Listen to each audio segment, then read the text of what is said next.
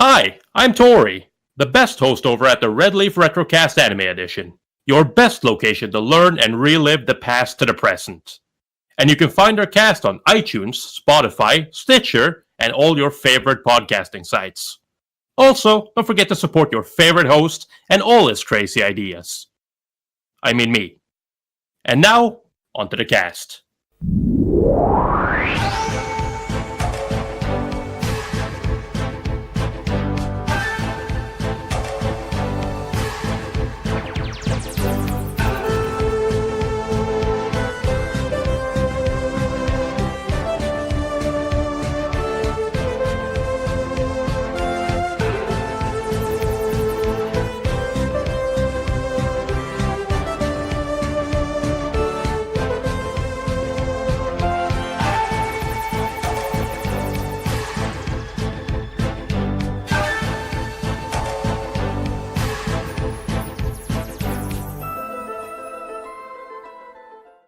Hello everyone, you're listening to the 49th episode of the Red Leaf Retrocast Anime Edition, also known as the Webcast. I'm Hickey, and I've been forcefully appointed as this episode MC, and regardless, you can find me on Twitter at Mighty Hickey. Of course, I'm here joined once again by my fellow hosts and friends, JD. Hey, who you can good to be here. Find, it's... Fuck you. You had me do this. You can find him anywhere, just searching Bowling JD. He's literally everywhere. Twitter, Yay. YouTube, Instagram, Twitch, and a bunch of other podcasts.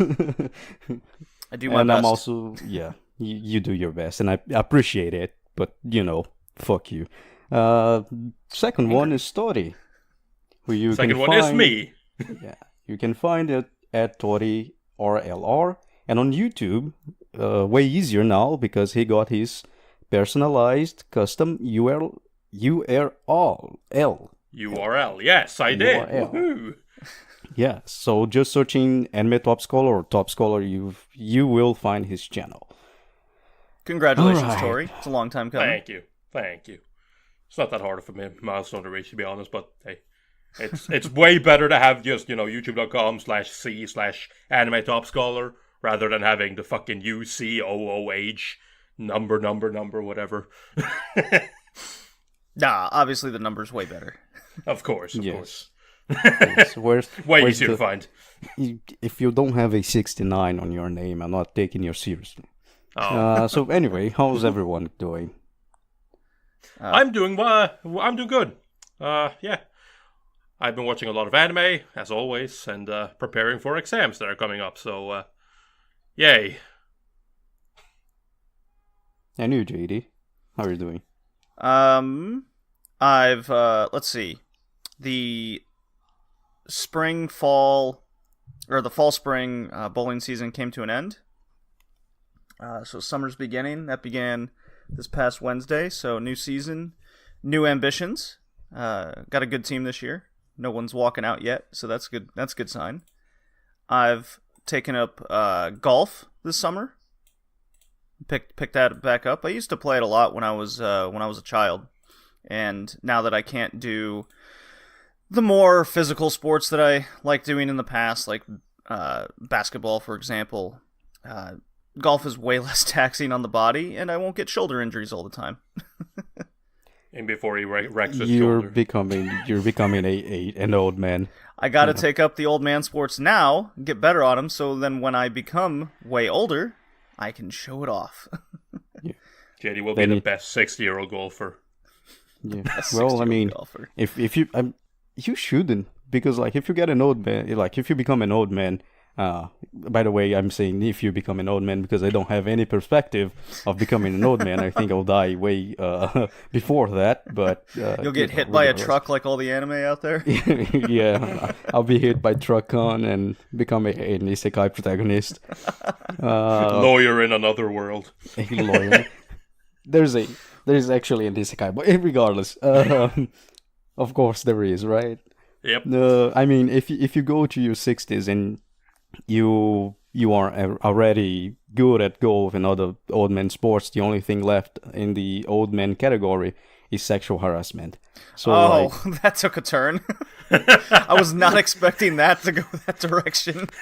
It's gonna happen. Don't worry about it. yeah, it will happen. So just making sure you know that. Also, I'm fine. It's been a while since I left my home. That is a little bit concerning, but aside that, I'm going out today. I will watch Detective Pikachu. So nice. Yeah. That has been getting some reviews.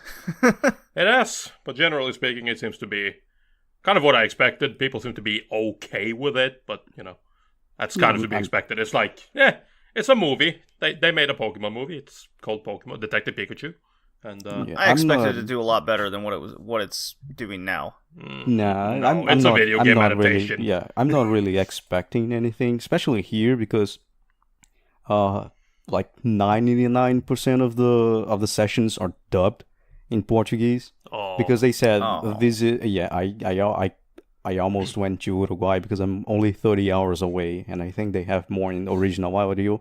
But I found one session, only one. That's nice. The one I'm going.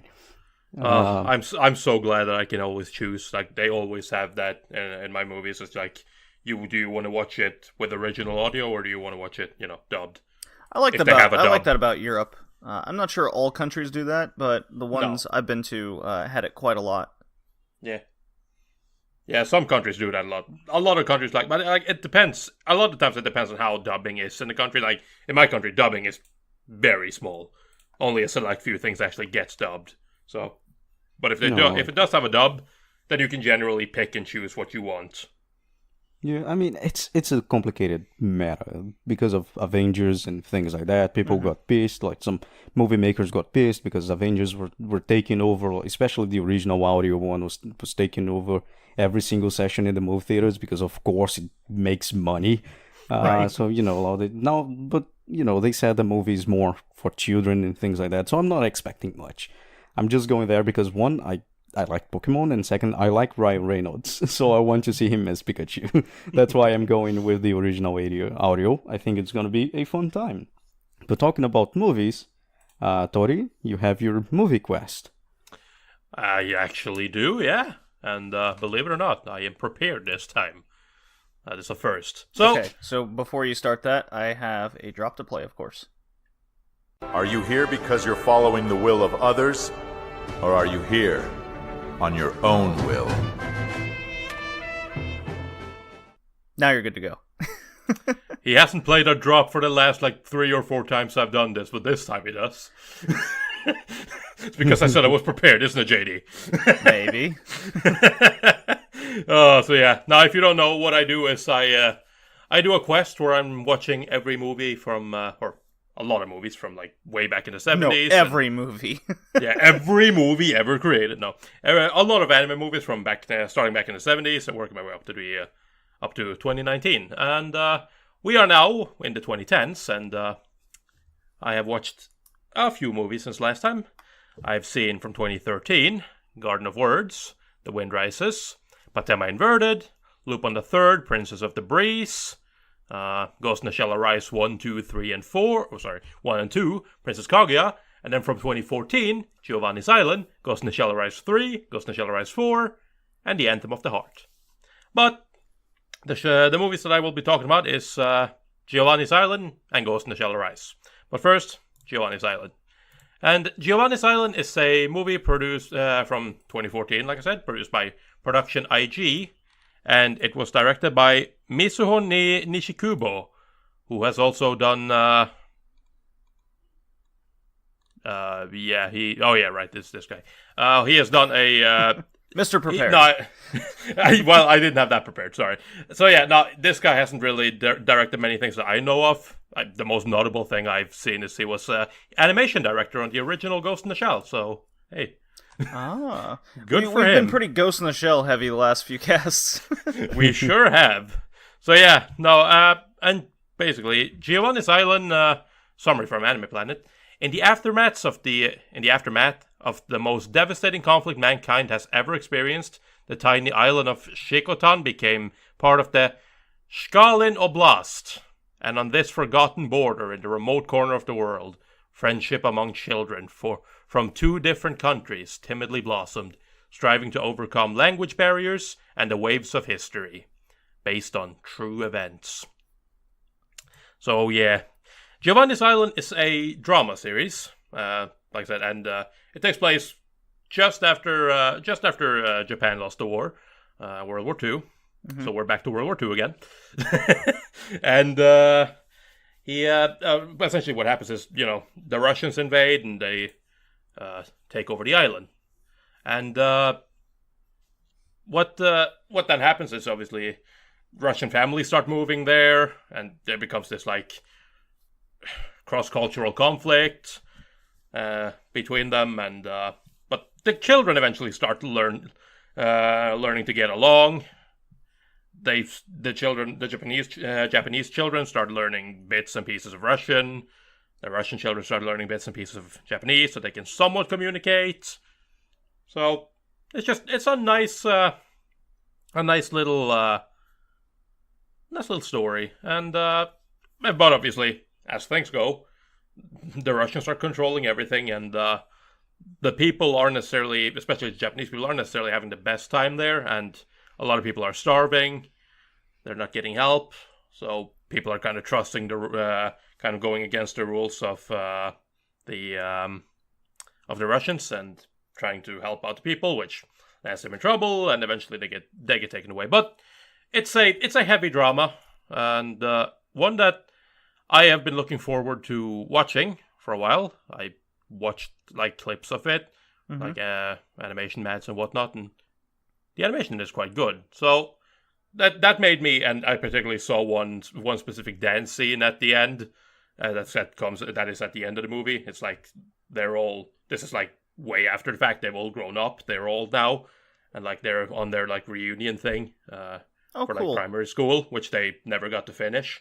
Which, by the way, that part made me cry because I'm super weak to that. People who've had their childhood taken away from them and then like 40, 50 years later get to finish their basic education. God. I don't know why, but that always gets to me. So yeah, now they get that, and then it's like, they have this like little memory moment where they get to experience some of the music they did when they were kids, and they start dancing, and then they have this like flashback moment where they all turn into kids again, and just, it's a nice scene. So sounds like a nice movie. It is.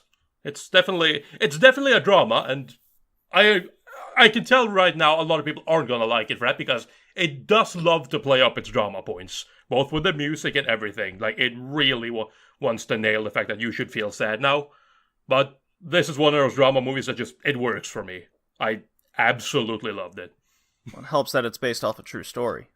It does. So you can put it in your mind that this actually happened, so dramatic moments actually mean something. Yeah. Yeah. Yeah, kinda. It's still, it's based on true events, but obviously the characters in which are depicted aren't real, or events.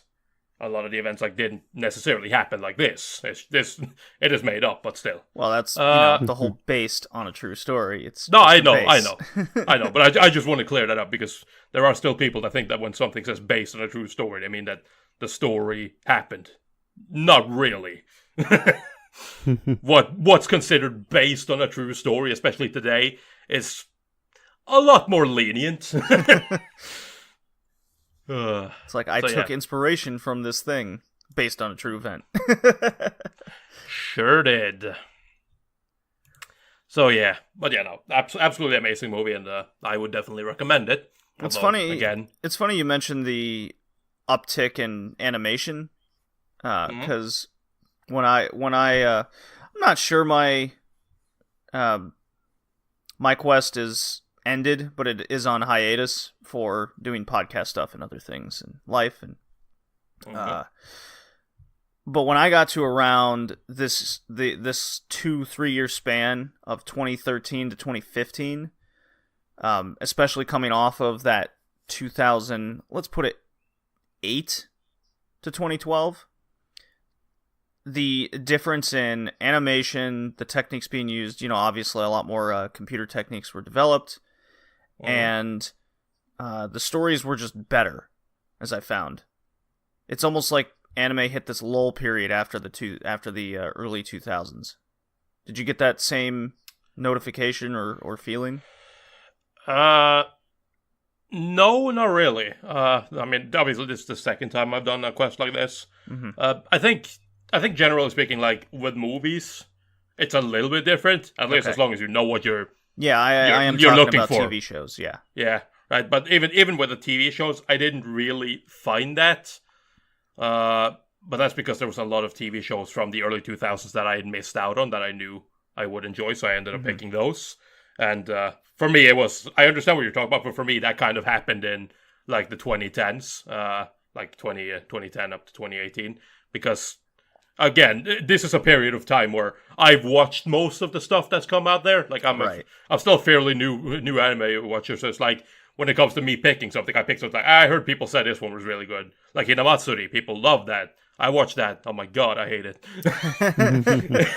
It's like, so again, there are, it depends, right?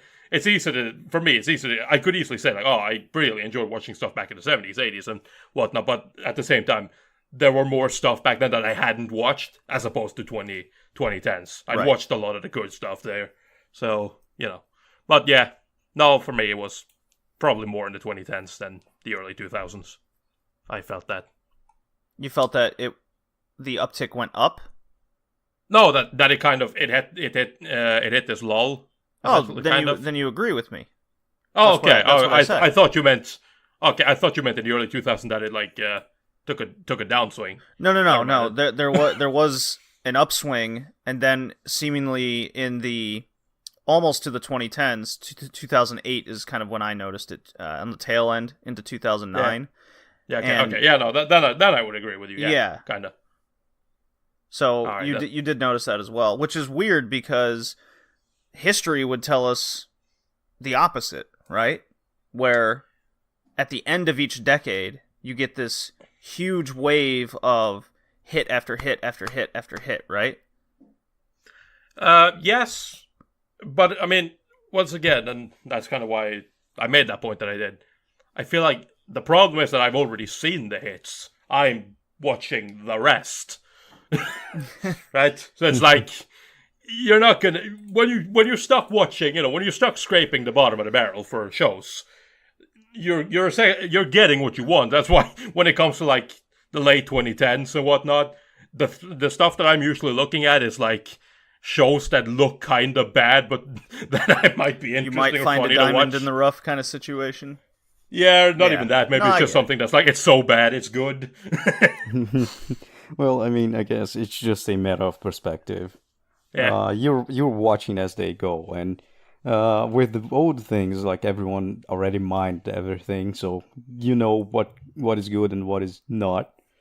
Yeah. But no, I mean, there's definitely a wall in around 2006, I would put it. It's when, but like it's when the moe stopped developing, like went to full develop. You have like 2006, and then it's just minor changes until the 2010s, where you have some changes, especially with colors. The colors became more vibrant in 2010, and you go from there. But it's definitely there. The problem is, since you're watching everything, I guess you need time, because now you are the miner. You're just mining stuff, and people who were born this year, I guess, in 20 years will look back at what we're doing here, right, and say, oh, so this show is the good one, those one, or the bad ones. And probably we will have the same effect we see today, where people look at the 70s and 80s and say, oh, everything was so good. No, just the good things survived. The bad things were just omitted. And, in 20 years, as we see the things we see today, and, we say the seasons are weak and things like that, in 10, 15 years will be the opposite. People say, oh, those were great, but... I agree with you, because, like, I noticed that as well when I went back and watched, especially the 70s. I think this was, like, the prime offender of this. I say offender. But, like, when I watched stuff from the 70s, what I noticed was the good ones, they were really, really good. Yeah, they're timeless. But I also Yeah, but I also made sure to watch stuff that, wasn't recommended. Stuff like Primitive Boy Ryu, right? Like, no one recommends that. And I watched that, and that's not good at all. And that's Osamu Dezaki. What you're saying, Tori, is we need to watch some more quote-unquote questionable shows from way back then. Yeah, because, it does give you a good bit of a perspective, right? But it's interesting because it's like the good shows are really good, and then the bad shows are like, what the hell happened here? And like, again, Primitive Boy Ryu is by Osamu Dezaki, and he's, we've covered him many times. He's a genius. He's a well-rounded, yeah. So it's like shows, even he made mistakes. But yeah, no, definitely. And yeah, just to add to what Hickey said as well, I think one thing that I'm definitely interested in is like in many years, because what usually happens also is something will get picked up in the future as like, oh, this was really, really good, or like a really defining piece of media of its time, and then people who were there to experience it, they were like, that sucked. I hated that. Right. I want to know what people point to in the future, be like, that was really good, and we're just going to be like, no, what? The text no lies effect. Watching that from week to week was that shit was so shitty. And then like 12 years later, people were like, that is the best show I ever watched. Like, I don't know about it. And then I watch it again. It's like, I see where people are because you can binge it instead of waiting all the time. Yeah, so like, imagine like when her flag breaks because they. Oh no! Please shut up. I don't want this. I mean, like some isekai stuff that we watched, it is just like, this is so bad. Then people in 10 years from now look at like in another world with my smartphone where I fucked God for special powers, becomes like this cult classic because it defined a genre. It defined isekai. It's the overpowered MC isekai. So yeah, it's. I hope we don't get to that point.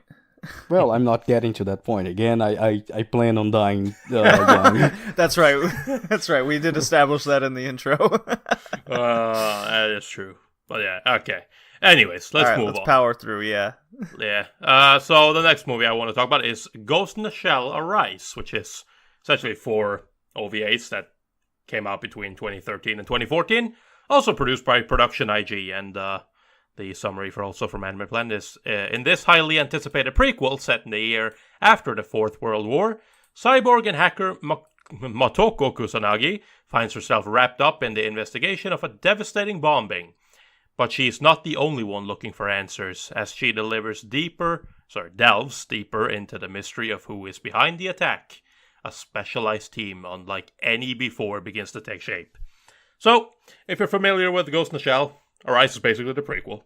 Sure. That's where they all came from. And it's by a lot of people's standard considered the Ghost in the Shell that they would rather forget exists. It's not the Mamoru Oshii movies, and it's not the TV series. It's kind of something else that tries to have a bit of the like philosophy of it in, but also tries to be a little bit more silly. It kind of balances this weird, silly, serious line. It felt like the manga a little bit.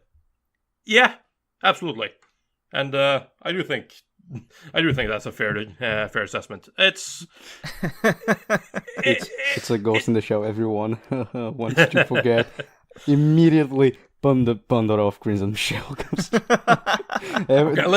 Hickey, shut up about Bundle. We need to talk about Bundle of Crimson Shell every time we talk about Ghost in the Shell. I mean, it's also a prequel, so. I know, but yeah. Anyways, before you say anything else, Tori, when I watched this, I was kind of confused. I was like, this doesn't feel like Ghost in the Shell. And now that I've read the manga, and then you put this on your movie quest here for us to discuss, or at least go over, I went, I had this epiphany all of a sudden. I go, oh, this is like the manga, kind of. Yeah. Oh. Yeah. Okay, no. I don't totally hate this now. Well, see, yeah, good. Because I can definitely say that while it does get some bad rap, I actually do enjoy it. I don't enjoy it as much as I enjoy, the Mamoru movie or the Ghost in the Shell standalone complex, which, just FYI, I do prefer standalone complex, but yeah, that's my favorite one as well. Yeah, but it is this nice little sidestep. I'd say, like, my biggest problem is that it can feel a little bit confused with itself at times. Like, it feels like it wants to be that, like, more silly kind of Masamune Shirow style, but while also maintaining a lot of, like, the philosophy part that made Oshi's movie so great. And so it falls into this, like, middle ground that doesn't quite fit, but I do kind of like that, for Ghost in the Shell, especially Oshi's movie, is very serious. I do kind of like the more, like, I'm not exactly going to say they have more personality, because it's still fairly basic, but at least there's a little bit more banter in between the characters, I felt, than what I was used to. So it adds some nice dynamics every now and then, and yeah, it's more Ghost in the Shell.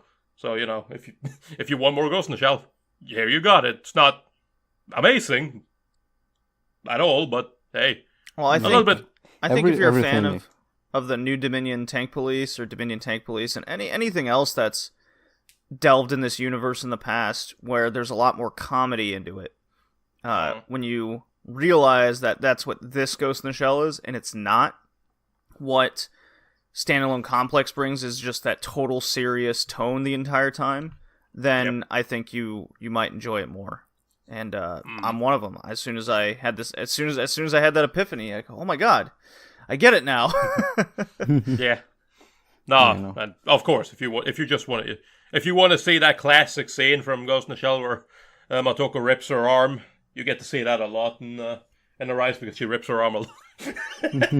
I kind of got tired of that, because, like, every single OVA, she has to rip her arm at least once. I'm like, I get it. She's a cyborg. We know. She don't care about her arms. No, she really doesn't. But think about it. If you're a cyborg and you're in a situation that develops the way it is, you just got to overuse your strength. And like, okay, well, I can always get a new one. Whatever, rip. Yeah. Although, you know what, you're also still trying to tackle onto that part that, like, she's unsure whether her body is just, a toy or an object, or whether she is a person. It feels kind of weird that she is then also just kind of like, I actually feel like a person. Fuck my arm. I don't need it.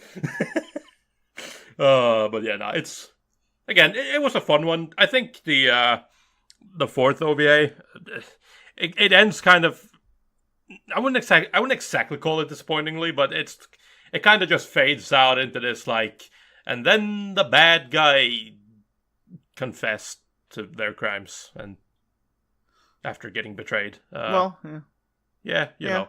So it's like, you just sit there and it's like, really? That's how, okay, sure, I guess.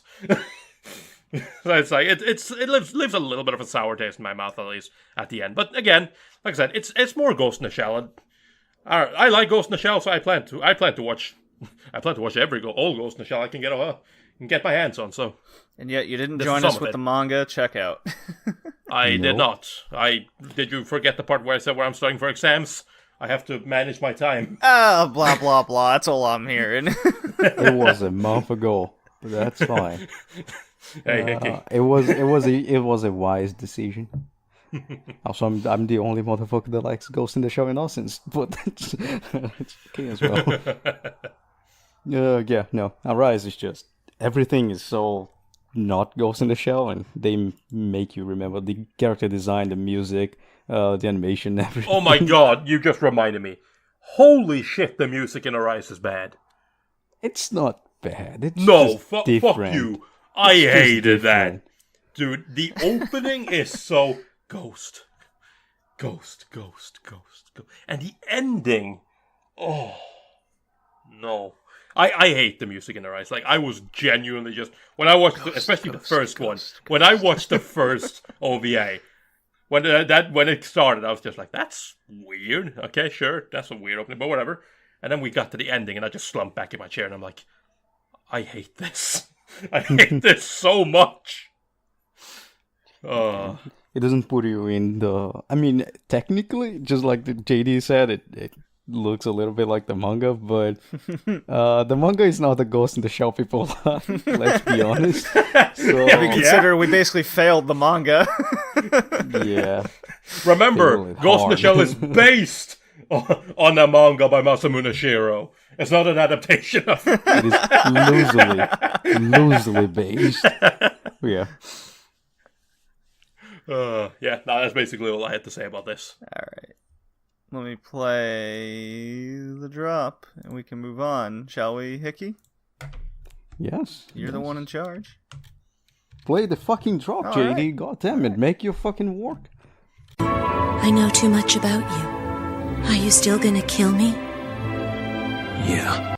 All right, take it away. Alright, so now it's time for the Manga Mountain Checkout. This is a segment where each episode, me and JD will highlight a manga, manhwa, or webtoon after reading the first volume or X amount of chapters. This checkout is over the first manhwa, the first proper manhwa called The Breaker. It is a manhwa from Young Champ magazine, written and illustrated by... God damn Sorry. it, JD. God damn it, Jay. Oh my god. By JD. Masamune Shirow! I was like, wait a second. Wow. There's something Wait a second. wrong. All right, hold on. Keep going. While JD go and correct the fucking agenda he made, it was released in 2007 to 2010, and it is 10 volumes with 72 chapters. And there's a sequel that spawned 17 new volumes called The Breaker New Waves. Okay, I gotcha. All right. Artist You can- is Jin Hwan Park, and author is Gukjin Yeong. I hope I'm pronouncing that right. Do you have the You're not. magazine? That's fine. Excuse me? Do you have the magazine that was released? Yeah, it's Young Champ. It's Young Champ magazine. Oh, all right. I know. That one is- When I was that making one the is- agenda, the Ghost in the Shell manga was in. I think it was Young Magazine or Champ Magazine. It was one of those two. So I was like, wait, Young Champ Magazine. Got it. Unfortunately, you forgot the important part. that the Yeah, breaker who wasn't wrote it? written and illustrated by Masamune Shirow. Regardless, the synopsis from Anime Planet goes: Shinwoo is desperate. He's constantly bullied and getting beat up at school by a gang of thugs, and is on the verge of suicide. Sick of being weak and helpless, the boy turns to the only person he knows who can help, Chunwoo, a powerful martial artist and also his new teacher. But Chunwoo won't take Shinwoo, fucking Korean names, under his wing so easily. And little does the teenager know about how his would-be mentor acquired his fighting talents. Yep. How many volumes did you only watch? Like, did you only read volume 1 and 2? So I have an interesting history with The Breaker. So this has been translated into a number of languages, and I was living in Germany at the time, and so I went to an old shop, and as I was learning German, I wanted to, find some other things to help me, and so I got the Sin City comic book and the first couple volumes of The Breaker in German. Ooh. And that's how I actually had never read manga up to that point. Not even really comic books either. So The Breaker was actually my first, not only Eastern comic series, my first thing, anything related to manga or manhwa in general. So I've read the whole series. Not New Waves, because I didn't know that really existed. Never looked into it. So I've read the whole thing. For this cast, I reread the first volume and a half. And made me kind of realize, it took me down memory lane a lot, and I read it in English this time, just to get a different perspective on, what other language translations or what have you, and yeah, it's basically the same. And it kind of made me realize that this first bit is very much like Girls of the Wilds, which Tori recommended, which we covered on a past checkout, right? With the weak bullied character, he trains and gets the powers, and then he can adapt to the techniques easily, right? Or fairly easily. And the Breaker moves very slow, doing the same thing over and over again. It's very shonen, but overly shonen, and I was very surprised that I didn't like this as much the second time around. JD is becoming a virtue shonen shows. Like every time, like the more we go into shonen, the less he likes it. Yeah, no, I mean I can agree with you. I've read all the Breaker, but it's been a few years. Also, I've read like half of New Waves. New Waves, like it has its own conflict and a lot of politics. Really, really interesting series. Regardless, it is very slow. Yeah, I would compare it to the steep ascension before the drop and a roller coaster, because the second half of the Breakers goes very quickly. All due to this slow part. It's very shonen, and they spend 2 volumes, the first 2 volumes, or the first 3 volumes actually, building up the foundation to the shonen story. So you have the bullies. It's very long. The bullies are a bunch of little pieces of shit. You have the weak guy, and he has a condition. He has a disease, a genic, like it's a disease. It's a hereditary disease with his blood vessels. Because of that, he cannot do exercises. Then one of the characters give him the cheat, the shonen cheat, which is the medicine. Yeah, the one moon pill or whatever they call it, where it can basically unlock his chakra. Right? Basically, yes, basically. And he becomes like this immortal being without realizing it, and start training. So yeah, it is very slow. The beginning is very slow, but still, it builds up a very good foundation to what comes in the future. Also, the art style is very good. I love the art style. I love it. I like the character designs. This is why I like Manhwa in general, or anything coming on webtoons.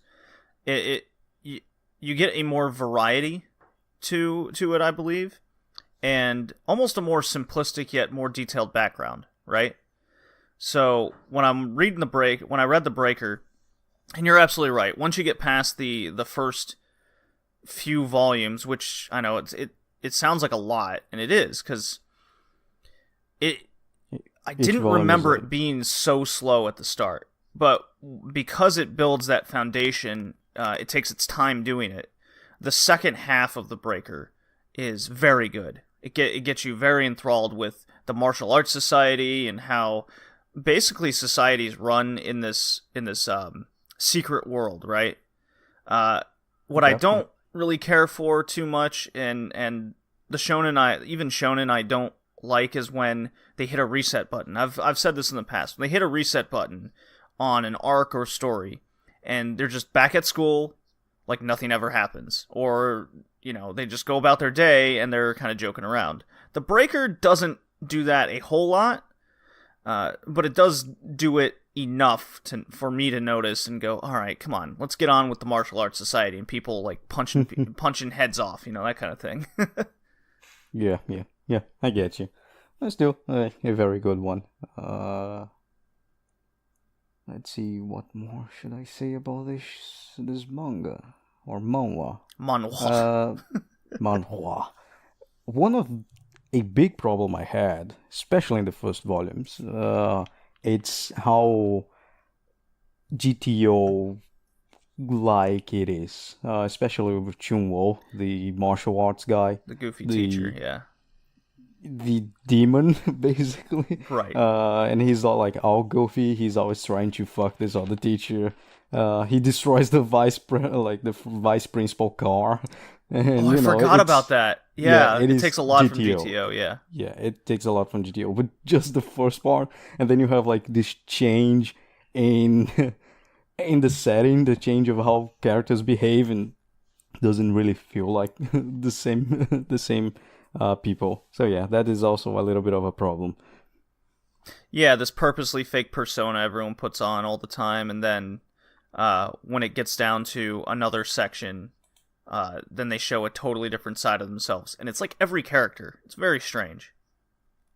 If it was one or two characters, it'd be different. We'd be talking about something else entirely, and how we liked how that character hides himself. But when every character does it, you definitely get overexposed to that element of the breaker. So, and I don't really like Shi-woon. I'm sorry. Yeah, Shi-woon. God, the Korean names. You're right, Hickey. I don't like Shi-woon at the start really at all, and I'm not rooting for him at all. I'm just going, all right, how's he gonna get out of this? And he just takes a pill, and it's magically, there you go. There's your plot, right? Yeah. But cheat. Yeah, luckily, I stuck with the breaker, and he develops a personality, in fact, much quicker than what I experienced in Girls of the Wilds. So, in that sense, the breaker has character development way better for the main character, right?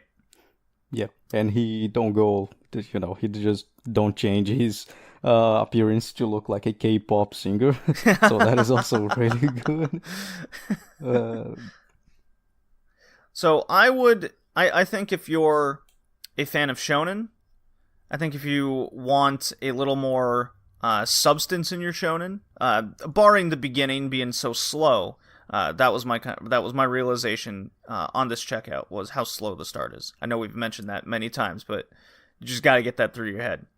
Once you get past that wall, right, then it becomes this one of the most famous manhwas out there, and that's the breaker. So I recommend it if you can get past the wall. Indeed, and it's also only 72 chapters, so it's a short story especially when it comes to shonen. That likes to go on and on for hundreds and hundreds of chapters. Right. It's a concise story of only 72 chapters, and you have the sequel. And the sequel is everything what JD was saying. They just go to the secret society and the clans going around at each other and punching heads off. That is basically the Breaker New Waves. And there's another set of spoilers I'll not say, because, it's spoilers. But yeah, really good. Would recommend. All right. And with that done, let's go to our main topic. All right. Are you playing a drop? So do your job, JD. Hey dude, you into anime, manga, and all that radical stuff? Then you should totally check out the Anime Radicals Network at www.animeradicals.com. If you want discussions, debates, reviews, and all in between, we also got timely reviews, revolutions, mecha, and much more. Find it on iTunes, Google Podcasts, and all podcast catchers. The Anime Radicals Network. The revolution will be simulcast. Hey! Fuck you! All right, all yours. I really hope you used the Devilman drop. I did. Because we're talking about violence in anime.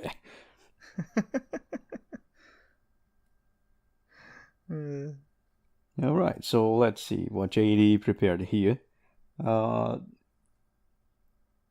Okay. So this is basically JD thoughts over the violence in anime. So he's gonna take over now because I don't really care to what he thinks. Go on, JD. Thanks.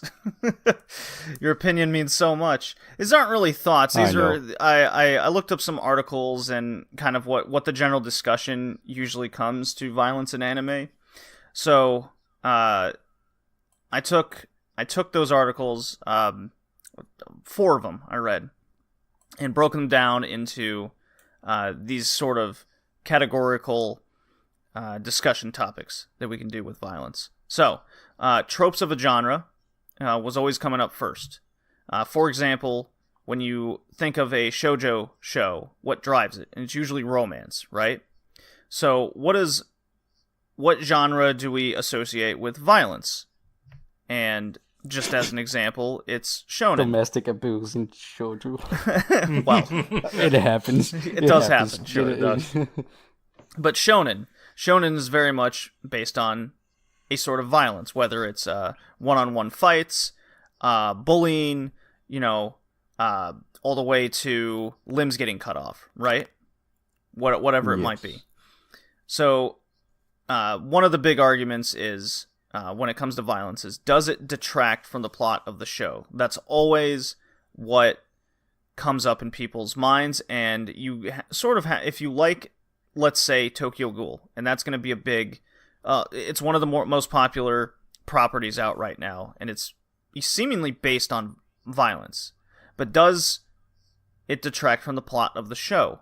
So, what are some shows that have a lot of violence that people say it's over excessive, it doesn't need to be there, you can write a story without needing all this?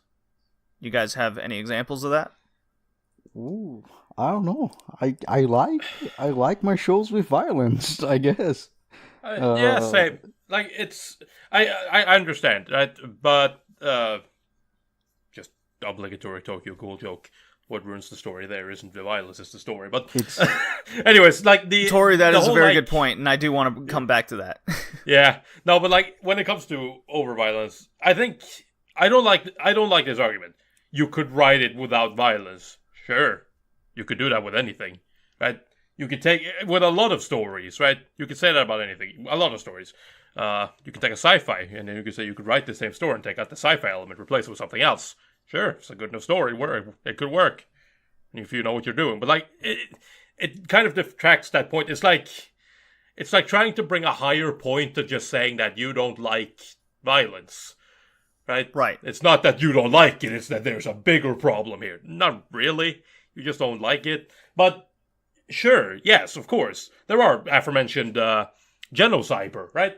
Mm-hmm. A lot of people won't like that. Why? Because there's almost no story, and it is just violence and gore porn. People die in horrible, gruesome ways. You get to watch you get to watch little orphan children get shot by an attack helicopter. And no, they do not cut away. You get to watch them get blown away. Right? It's like, so yeah, sure. I get it. It's not something everyone's gonna enjoy, right? You don't necessarily go into a show thinking, like, this is violent. I want to see people explode.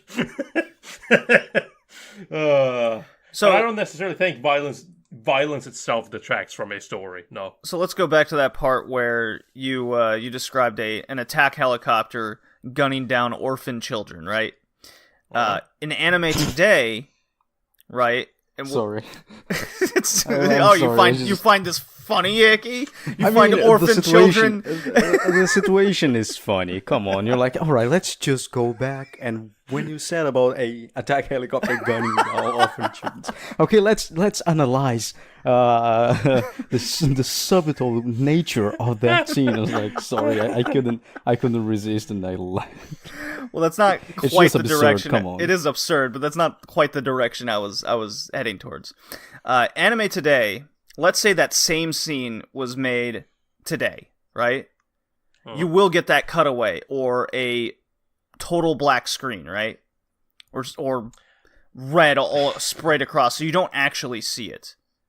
I would even go further and say that in modern anime, you wouldn't really get that scene, right? You could basically get I think at worst, you would get the context enough that you see a village. You see children, attack helicopter fires, cut off the hearing about, children having been murdered. Right. I don't think you would even get it, like, at all. Yeah, you'd get some sort of, I can't believe they did that dialogue, right?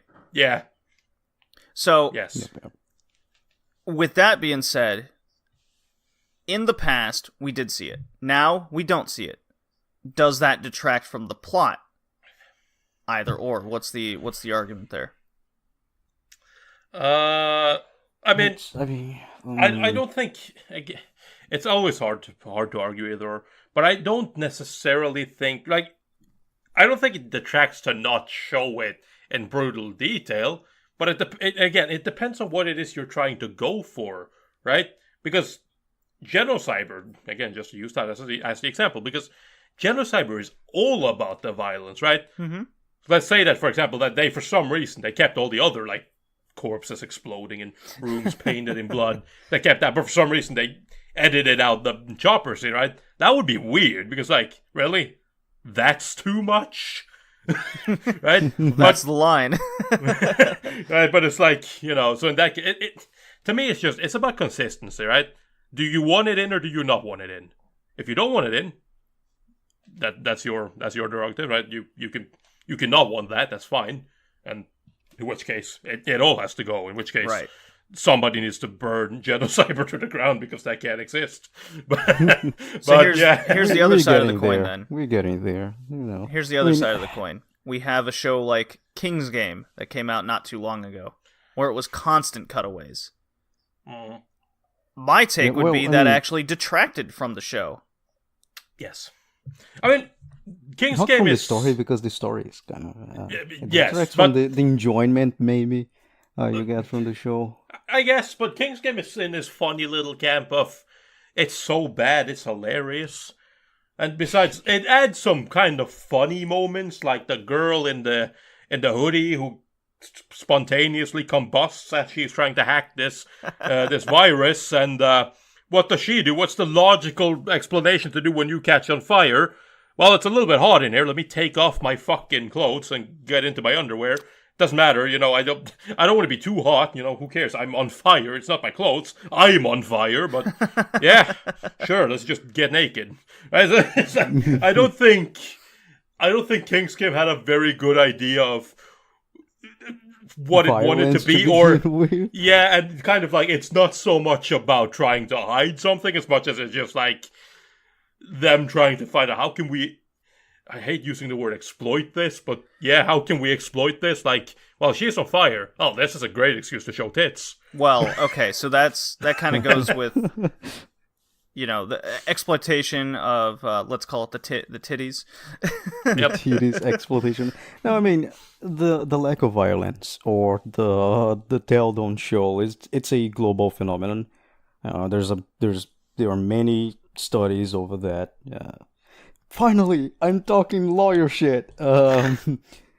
Basically, what happened was, with electricity, because everything now runs in electricity, we stay up way later than we should, or how we used to be. Yes, in the 70s, 80s, the children would go to bed very early. Nowadays, they don't. Those shows, like the 70s and 80s shows we see nowadays, they were in the middle of the night. They would go on television, shows, not movies, TV shows. They would go in television. They would air in the middle of the night, 2 a.m., 1 a.m. The Adult Swim and what was the Toonami things, they would go and they would air on television in the middle of the night. What happens from the 90s until now, the children and young adults, they go to bed, they go to sleep way late. Tori is a prime example of that. Yes, I am. Barely sleeps. So because of that, many things regarding violence had to be changed, and I don't want to call them censorship organizations, but media regulation organizations. They start to pressure, so if you either tell, don't show, or if you need to show, you do what they do with Tokyo Ghoul, where the whole screen is just black, right. And you see just a little bit of screen, so you have context of what's going on. Not only violence, in Japan is a little bit different because they have a censorship over porn, and that affects anime as well. I remember in 2010 they lifted a ban over showing pubes, and people went crazy. They wanted to burn stuff down. it's when it comes to in the hentai cast we might talk about that, but the same thing goes to nudity and things like that. Gradually, you need to exclude that because the people who are not suited for that kind of content are watching it, are still awake. They're still watching those kind of things. Right. That's why you see like this kind of nowadays. It's usually like it's more of a tell them show scenario because light beams or half of the screen being just black really isn't really like it's not good. So just using some symbols and making references to violence is usually what they do, except light violence. Yeah. Some anime even they will censor slaps, right? Yes. They won't show the act of slapping someone. You just see like the waist of the characters and a little bit of the hand, so you get the or you see the context after of effect. someone. Yeah, you get the motion and you hear that. Yeah, so like they don't show a slap, that is happening a lot. What we Is also natural? see Question mark? what we also see from the past, not so much today, is character designs or faces being disfigured, right? Yes. Now, Yeah, whether that's keeping a character pretty or whatnot, take that for what you will. But back then, whenever you have a violent scene of some kind, whether a character gets punched in the face or stabbed in the eye, let's just take it up a notch, right? You will see the character with those wounds later, right? Now today you'll see him with a band-aid over him. Big deal, right? You don't actually see their face swollen or an eye's missing and there's blood dripping out. I mean, we can look at Dororo. Dororo had a scene like that, but like it doesn't show, like it just showed the motion of the sword, and then you see the after effect with the guy just holding his face, right? And blood. It's like, right, I understand what is going on, but they cannot show it because if they show it, what is the name of? There's an association. It's a Japanese association. Usually, anytime there's a lolly with bikini on television, they go on in a rampage to censor it. But I don't remember their names. But basically, they would say that can... No, they don't say that can go on television. They say, we advise you to not show that anymore on television. Very subtle. Yeah, no, but I mean, I don't even think, like, talk about, like, can't show us much violence. I think there's even a bigger problem than that. And that is that you can see this in certain shonen as well. Not all of them, but you see them like this whole thing where it's like, as long as it's male characters, you can watch them get beat up. Not too bad, but you can watch them get beat up. But when it's female characters, you cannot. And as a matter of fact, you can't even watch them, show them with a scratch. There are many shows that come out. You see there are many shows you see where the girls will, like, no matter what, they always look fine because they have to. Yeah. Except like domestic violence, they show for some reason they show domestic violence. Yeah, they're too used to that. Yeah, God. I think that is way worse than showing like someone losing a limb. Yeah, it's funny. Japanese censorship over violence is a little bit funny and funky. Yeah. Well, the United States is very much in that same realm of being funky with what they show. Absolutely. In the States here... The no bare skin, but fucking violence, sure. Yeah, I mean, you could see a guy getting shot in the head on TV in prime time, but God forbid you see a titty, right? Yep. Oh, that's just what I love, because like here is the exact opposite. I've seen a guy full frontal nudity on fucking primetime TV. I love that. It's like, we don't give a shit about that here. And I kind of like that, because I think one of the great examples, because I have a decent example of the whole like censorship debate and what is too much and what is too little, is inappropriate. And that is, have any of you guys seen a Serbian film? No. I don't like horror movies. Yeah, A Serbian movie, no. No, a Serbian you film shouldn't is watch it. a Serbian Just film saying. basically to shorten it down. The Serbian film was about this retired porn star who gets roped in by this eccentric porn director to shoot one last thing, and he is into very hardcore stuff. As it turns out, that hardcore stuff includes hardcore BDSM, having sex with minors, literally mutilating and killing people. And that's like essentially what it escalates into. Gets into this crazy whole stuff with drug abuse and just absolutely fucked up porn, because this director, he's crazy, but he wants to challenge the boundaries of art. Right? That's the idea. And that's the whole core theme of that movie. What is too much? Now, what happened to this movie? Well, most of the world has banned that movie from ever being shown. So, but certain countries, like my own, have not. But it's like, but it is interesting, and I like that it exists for that very reason, because it literally does challenge that perspective. Can you go too far? And as most of the world has said, yes, a Serbian film is too much. It's way too much. So it's interesting, because that is literally a movie that does try to like look at that and just basically wanted to see, like the director himself said, his entire idea was just to say how people would react, because he knew he was going too far. Right. But that was the plan. That was the plan. He wanted to go too far. Well, we'll get to a certain couple scenes I'd like to revisit when we get to Ninja Scroll, when we discuss that in our review later. What made sense and what doesn't make sense. So, moving on, a popular genre that thrives on the use of violence. And I took two in particular, horror and thriller. Okay? Yeah. So, if you're watching a horror movie, let's just say Friday the 13th, Nightmare on Elm Street, Junji Ito even, right? Anime. It's violent, but it's a different kind of violence. You know, I think what most people associate with the word violence is the limbs being ripped off and people drinking the blood kind of thing, right? Mm-hmm. But there's such a like you said, Tori, something as simple as a person being slapped. That is violence in itself. And even something as simple as that isn't even shown today, right? Sometimes, yeah.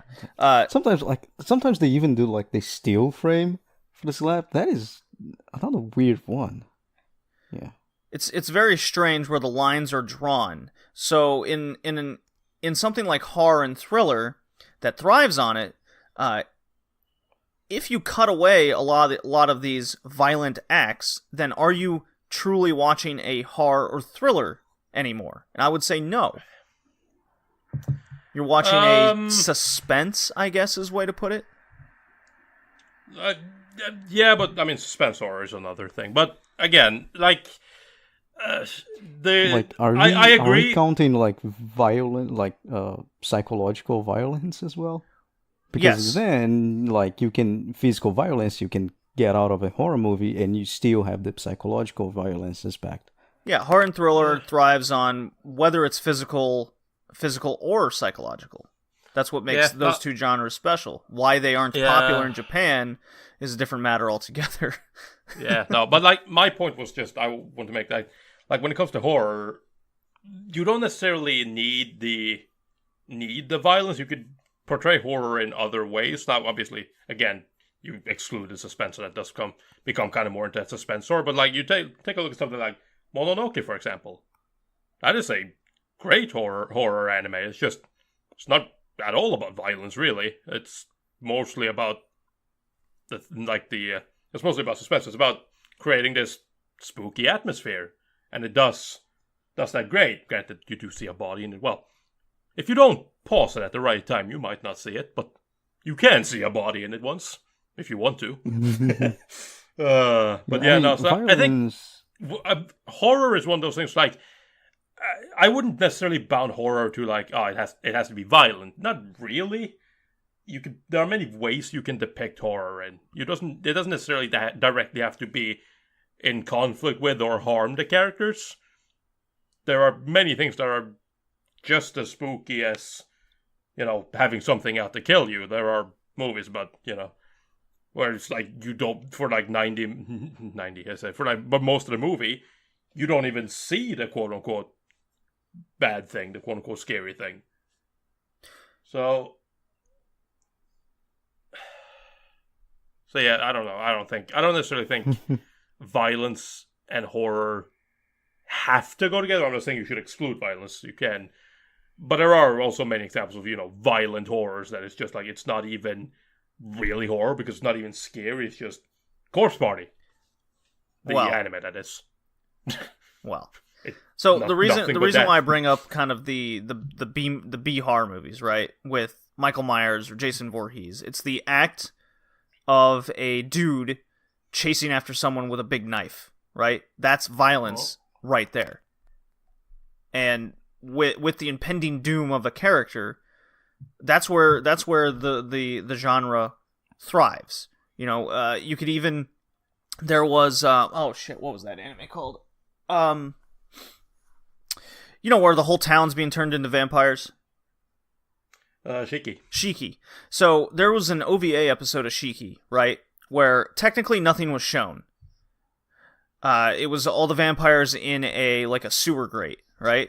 And they were crawling away, and it was and the townspeople, the village people were chasing them down, and one by one they were being taken away. So all you see is the impending doom of one by one you see the vampires taken, and it flips it around. So, and that's why I think that was the best episode of Shiki, was not even in the show. because it hit this horror and thriller violence so well, because you knew what was happening, right? You saw the violent acts of the townspeople coming after the vampires, and then the vampires being ripped away, and them saying, I don't want to die. Like, that's very violent in itself. Did we see it? No. Like you said, Tori, you don't have to see everything. But the use of it was very effective to the story being told. Mm-hmm. Yes, I mean, it's a shock element. It is violence. The biggest problem with violence is that you get used to it, and it loses its effect. Just like anything else, right? If you watch a shoujo romance, and they go every episode with almost kissing, and then someone falls through a ceiling, you lose the surprise. You lose if they actually do kiss, then you're like, oh, finally, instead of, oh, they did it. Right? Well, yeah, but it when it works comes in to other violence, genres. but the biggest difference is that shoujo romance is not in your daily life. At least not in my daily life, but I barely go outside. Speak for yourself. I don't know, but violence is. Not for you, Tori, I guess, but for me, it's violence is my daily life. So for you, Hickey, violence is violence is more prominent in your life than romance. Hickey goes out and explodes people. No, I've seen people reduced to dirty pieces of meat in the asphalt. I've seen those kind of things. It's normal, unfortunately, but for me, it's very normal. I've seen betrayals. I've seen people getting shot in the back by best friends, things like that. I've seen batshit crazy stuff. For me, violence is very normal. When it goes to anime and when they show those kind of things, I'm not very shocked, because I get used to it. I get desensitized. Still, seeing someone begging for their lives, it's something very shock. It causes a lot of shock. It doesn't see that too much. Again, I've seen 2 times. It was in video, but regardless. So yeah, the problem with violence is that it can do 2 things. It's either a way of getting you somewhere, and JD put it down here in themes. Mm-hmm. And the other one is shocking you as the viewer. Now, we're talking about horror. I don't watch that much horror movies because I don't like horror movies. I I get scared with fiction for some reason. Reality doesn't really scare me, but fiction it scares the shit out of me for some reason. The thought of But the unknown. I've played a lot of horror games, and Outlast has a lot of violence in it. But it's there to shock you and, to give you that feeling of, I don't really want that happening to me. Yeah. The fucked up shit. The Serbian movie kind of shit. Yeah.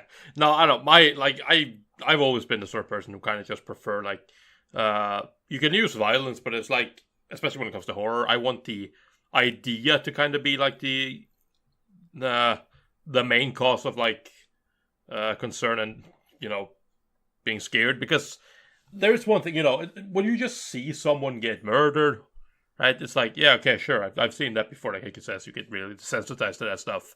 It's like, whatever, he's dead.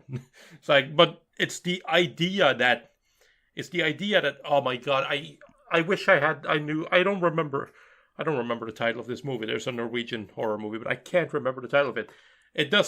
But what it does is does this thing really well. It's about this group of characters who go up in a mountain to on a skiing trip, and at the beginning, one of the guys breaks his leg, so they take him to this hotel up there, but there's no one there. It's abandoned.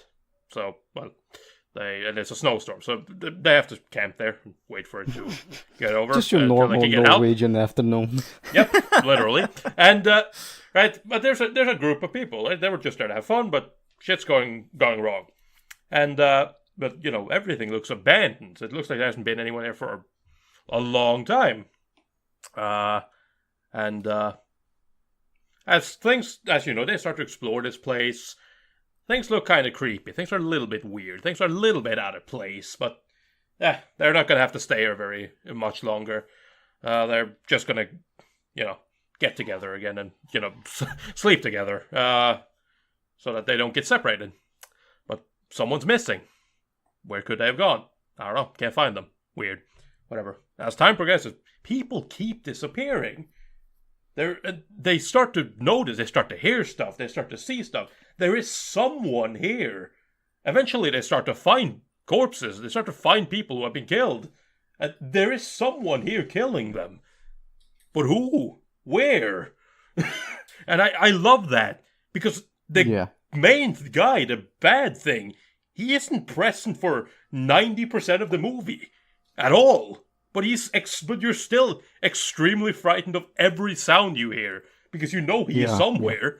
Yeah. Definitely, the psychological horror or the psychological violence usually comes with torture. When we're talking about violence, domestic abuse, torture, it is way more beneficial. I'm saying violence is beneficial. It's way more beneficial to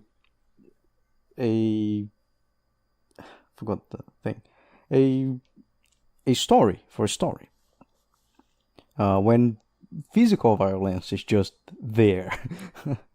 But what gets you, it's to translate what you said to anime, you get what Higurashi did. Higurashi is very good to the psychological part of it, not much the actual physical violence there is in the show. The beginning, very cutesy, everyone is happy, and then the guys start going out of the girls from the village, and one of the girls give him some things like some sweets to eat. He gets a sweet, he's just eating, and he realizes the sweets are full of needles inside, and he looks through the window, and she's just staring at his house saying, I'm sorry, under a heavy rain. That is psychological violence, eating, giving someone sweets with needles inside, getting your nails removed for the nails extractor device, being tortured, those kind of things. They are violent. They're violent acts. Finding a body and all the traumatic experience that causes, they are a type of violence, a psychological violence. But for the psychological violence, you need a little bit of physical violence, which nowadays anime kind of fails to deliver because, all those things related to society and other points, and that is very detrimental, not for the story, but for the element of psychological violence. All right, so some other things. I'm just going to run through a few other points. Popular shows that thrive on violence in regards to character development. Not saying the show itself is great or anything, but what it does right has to do with violence.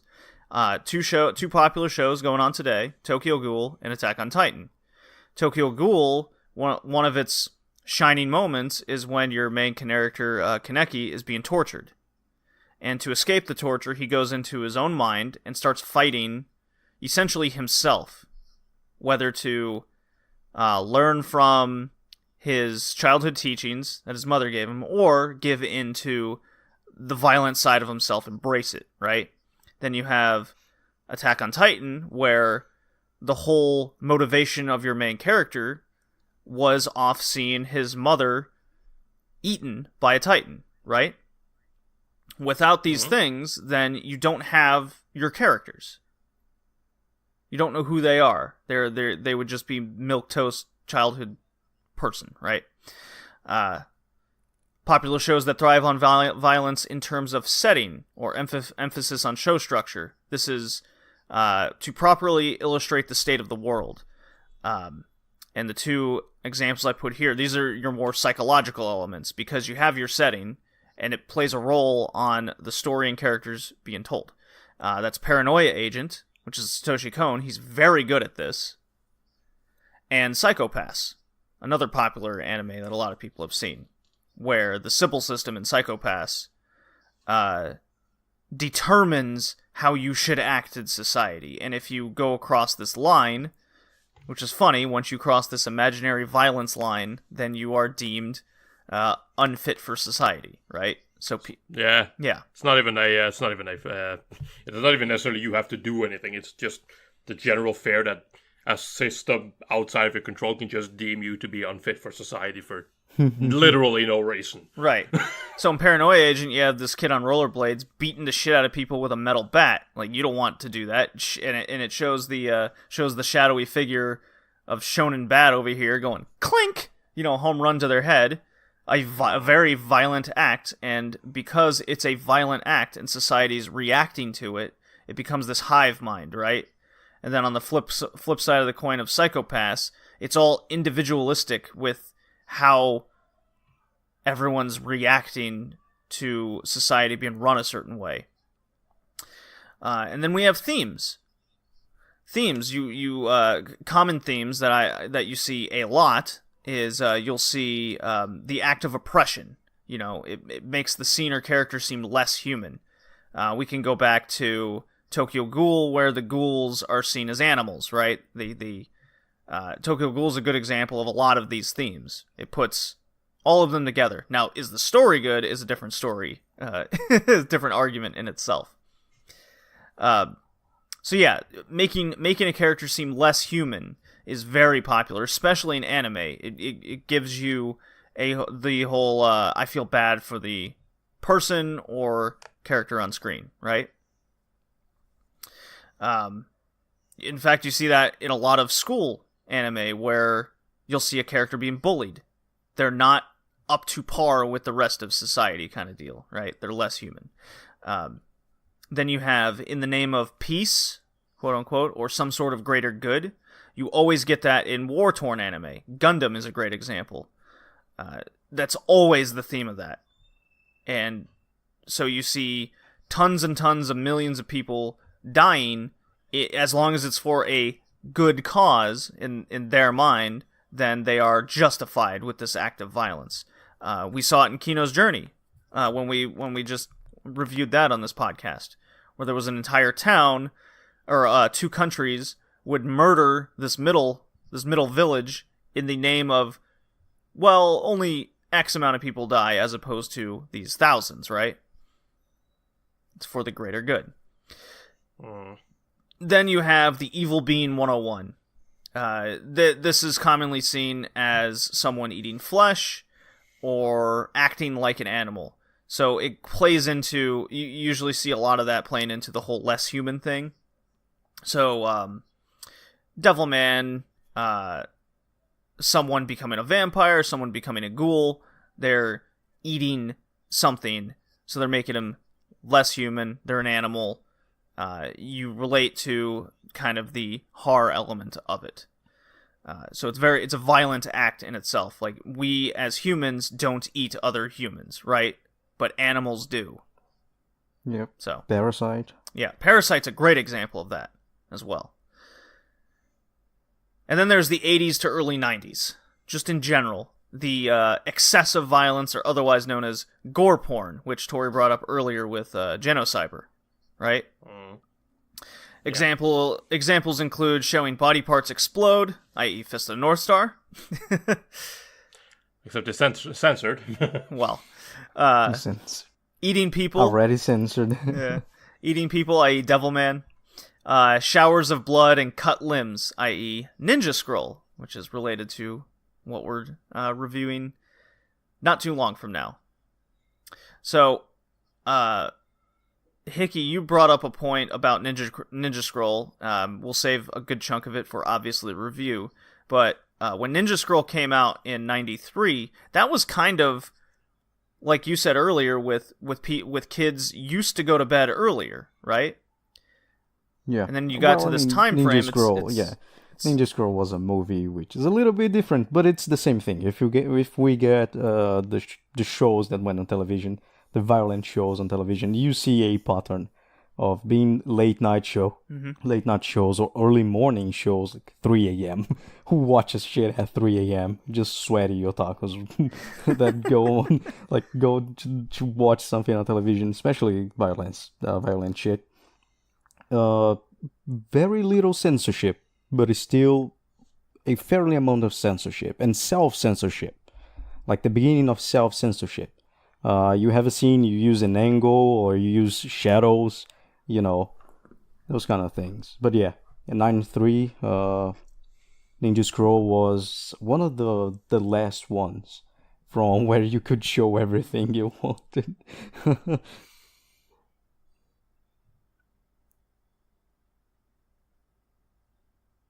But yeah, GD was in a thread and he just left. So yeah, Tori, you have anything to say about the late 80s, early 90s? I mean, yeah, no, like the fun part of getting to watch violent stuff on TV. Imagine being a kid and then you can't get to bed and you wake up early for some reason and then you go to watch something on TV. It was definitely different times. I had those in like early 2000s. MTV would air anime and like just English, like American shit. And I was awoke. It was like almost 1 a.m. I turned in MTV and Afro Samurai was airing. And I was like, oh, this is a cartoon. Oh god. Oh my god. Oh my god. Yeah. Afro Samurai is also a very No, I wish I could say unnecessarily gory shit. Probably is, yeah. I haven't seen it. But no, I wish I could. I wish I could say I had that experience, but I had to wake up super early to watch Pokemon. So a little bit different. Not quite as violent. A little bit less violent. I mean, you still have like animal abuse and shit. Yeah, I just ask Peter. No, but like, I mean, it's an interesting part, right? Because obviously censorship is like a pretty big discussion nowadays. You see it in anime, movies, TV series, video games, right? And it's like, what's too much censorship? What's enough censorship? Should censorship even be a thing? I generally lean towards I don't want censorship, mostly because I think that the age rating is there for a reason, right? It's like if something says that it's mature, if it's for people 18 or above, right? It's like, who cares if a kid couldn't watch it? Yeah, of course they couldn't. They're not supposed to. Right? I understand that also then means that it can't get on TV, generally speaking, especially now, which I'm fine with, but not everyone sees it that way. But like, it's a hard nut to crack, right? Because what is too much censorship? Because there are times where I even notice where you have examples of censorship that isn't that bad. I forget what that Rage, I think it's called, the video game Rage. Yeah. Yes. Came up with a new game recently. Yeah, Rage 2 is coming out soon. Yeah, right. And one of the big things there that I saw is that there is a bit of not controversy, but a scene was censored for the Japanese video game for the Japanese release as opposed to the Western one, because in the Western one you see a guy get like he's being tortured with like a torch, so like they're burning him, and in the Japanese version, that scene is censored, but the way it's censored is it's censored in a way that like you see them get on top of it, hold him down, like talk shit, and turn on the torch and like taunt him with it, and then but every time they go to burn it, they kind of tilt the camera so that you can't see the act of him getting burned, and that's like one of those things where like you see it's censorship, but at the same time it's like they still encapsulate exactly what this scene is. It's just that as opposed to the Western version, you don't actually get to see the flames touch his body. It's like my wife is the school the president of the school council, because like there's two versions. One with one of the sex scenes and the other one was just the funky censorship. That's a good point too. The Shimoneta as well. That's a show that literally does that. It's about toying with censorship. Like censorship is the joke. So you could use censorship as well. You can use censorship as a way of to build your history. Yes, I believe. Yes, I mean my problem with censorship is that if you censor something, you are bound to radicalize it. Yes. Right. So I don't believe it's a good way of doing things. When you start saying that people can say stuff or can show stuff, cannot depict violence, or like you start saying they are a bad artist because they do violent things, they do violent works, you are bound to radicalize it. Because again, it's just like a Seven movie. He will try, those persons, they will try. It's the human nature, right? They will try to push the boundaries. Yes. If I'm not allowed to do that, fuck it, right? So yeah, definitely, although we don't see, I mean, we see that in manga, actually. There's some very, very violent manga. Like That Tube. That Tube is a very violent manga about snuff movies. Yes. How to get popular on YouTube. How to get popular on YouTube, yeah. Oh, that one is a bad one. Berserk is very violent. Berserk is very violent, but it's inside of the setting. Again, it's, part of the setting. It's shocking. Berserk is more on the shocking side because, rapey horses and demons. But here's the thing: it did nothing wrong, and Here's the thing: everything we've named here today, it comes down to setting the scene, right? That's what it all comes down to. When you set the scene well, whether it's inherently violent, overly violent, or something as simple as a slap to the face, if you set the scene well and the characters are there, then it makes sense no matter what it looks like. Yes. But, I mean, even still, I don't even want to put that stipulation in because I hate the stipulation. But I just think it's something that in general, you're going to have to deal with the fact that there are bad violence shows, right? Because they do exist. Not saying they don't. Yeah, I know, right? No, I know that, but it's like, because the number one argument I see against violence is that, well, it's not okay. It's okay when it's good, but other than that, it's not okay. But it's like, you can't really put that stipulation because that is way too vague. right? When it's good. Well, when is it good? When you think it's good, right?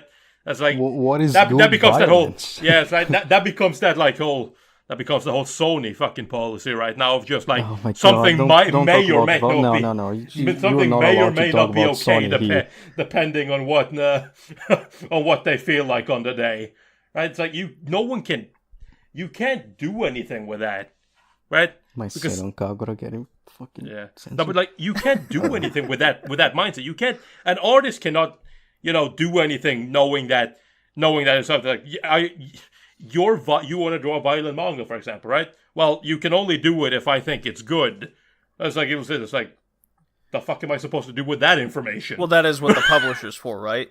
He brings something. The artist will bring something to the table, and if the publisher goes, "Yeah, I approve of this," then that should be the step, right? That is yes, all. But that's for publishing. That's not even necessarily for violence check or what. That's just for whether or not they actually want to publish it, which is another slippery slope, because if you want to get published in like a major magazine, you're gonna have to adhere to rules because they're the ones who decide what they publish. Right. No, the rules are there, and if you want to go outside the rules, you can't go with X person, right? Mm-hmm. So, I'm not saying.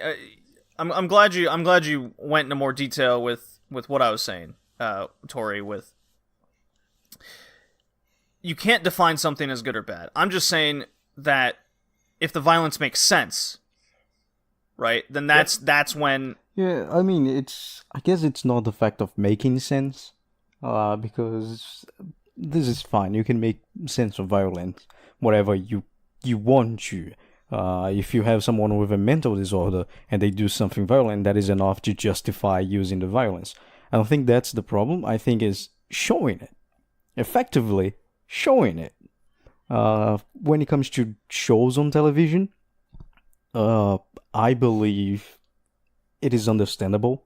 Some stuff are self-censored. It already goes out of the production line, censored by the animators and the director. Especially when you have a manga to compare with, and you see how they tweak the scene to not show too much. One thing that is very reminiscent of that is on Attack on Titan in like the first volumes, where the first wall is overrun by the Titans. A guy commits suicide by like shooting himself in the head. The manga shows it, the anime doesn't. They just, you just hear the bang, and a character has a disgusted face on, and you see what happened. You understand what happens. I understand those kind of things, but also there's a lot of violence. They're justified and they are fine, but sometimes those self-censorship or even the post-censorship, it's so overprotective that it just makes the show chunky. Let's put it like that. Like having steals out of nowhere because of violence, having scenes that don't show anything, or having scenes with shadows and things. And I'm not talking about heavy violence, like you said. I slap, like a steal of a slap, not the motion. Of course, I guess there's some productions issues as well, and decisions that would make that would seem like economizing some frames on a slap and investing on other scenes and things like that. But still, it's very overprotective. I believe the next step was like violence against objects. We stop showing those kind of things slowly. I think Kono Oto Tomare this season has a scene where some koto instruments are like smashed, but I don't believe they showed it. Even though like the character is there looking at the instruments being smashed, they don't show the act of smashing them. So I think it's a little bit overprotective, and this is the problem, because if you are overprotective, then yes, I think it's detrimental to the story, because you're not enjoying that much. Since the thing in your mind is, damn, this was unnecessary. Yeah, you kind of miss out on that satisfaction, right? Like if I'm seeing, let's just say, any scene, and someone is pissed off, right? Let's say son, you're grounded, you failed a test. And it cuts to him, and he has this history of being frustrated. And he's been holding it back this whole time. I'm just painting a picture here in Angry my head. issues. Right, yeah. Angry issues. And he finally snaps. It was the last time. I think today they would just show the door being slammed, and you just hear things being thrown around. It's very unsatisfying, because you've built up to this character being frustrated. It should cut to the character, slams the door in his room, cuts to his face, right? And then it shows him throwing a lamp against the wall. He's losing his mind, right? You know, we've all been there, right? It's very relatable to you just overcoming emotions.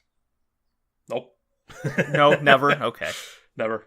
But God damn it, JD, why did you have to use that as examples? Because the moment you said that, like, kid, grounded, anger issues, now for some reason I just immediately paint that into a scene from a fucking horror movie where it's like he is losing it, he is insane, and then or he is going crazy, and then all these, like, you get this like shot of him smashing things, and he's beating something, he's punching his bed, and fucking punching into the bed, punching into the pillow, and then as you see, all of a sudden you start something sticky is on his hand. It's blood. What the hell happened? Did he just like fucking?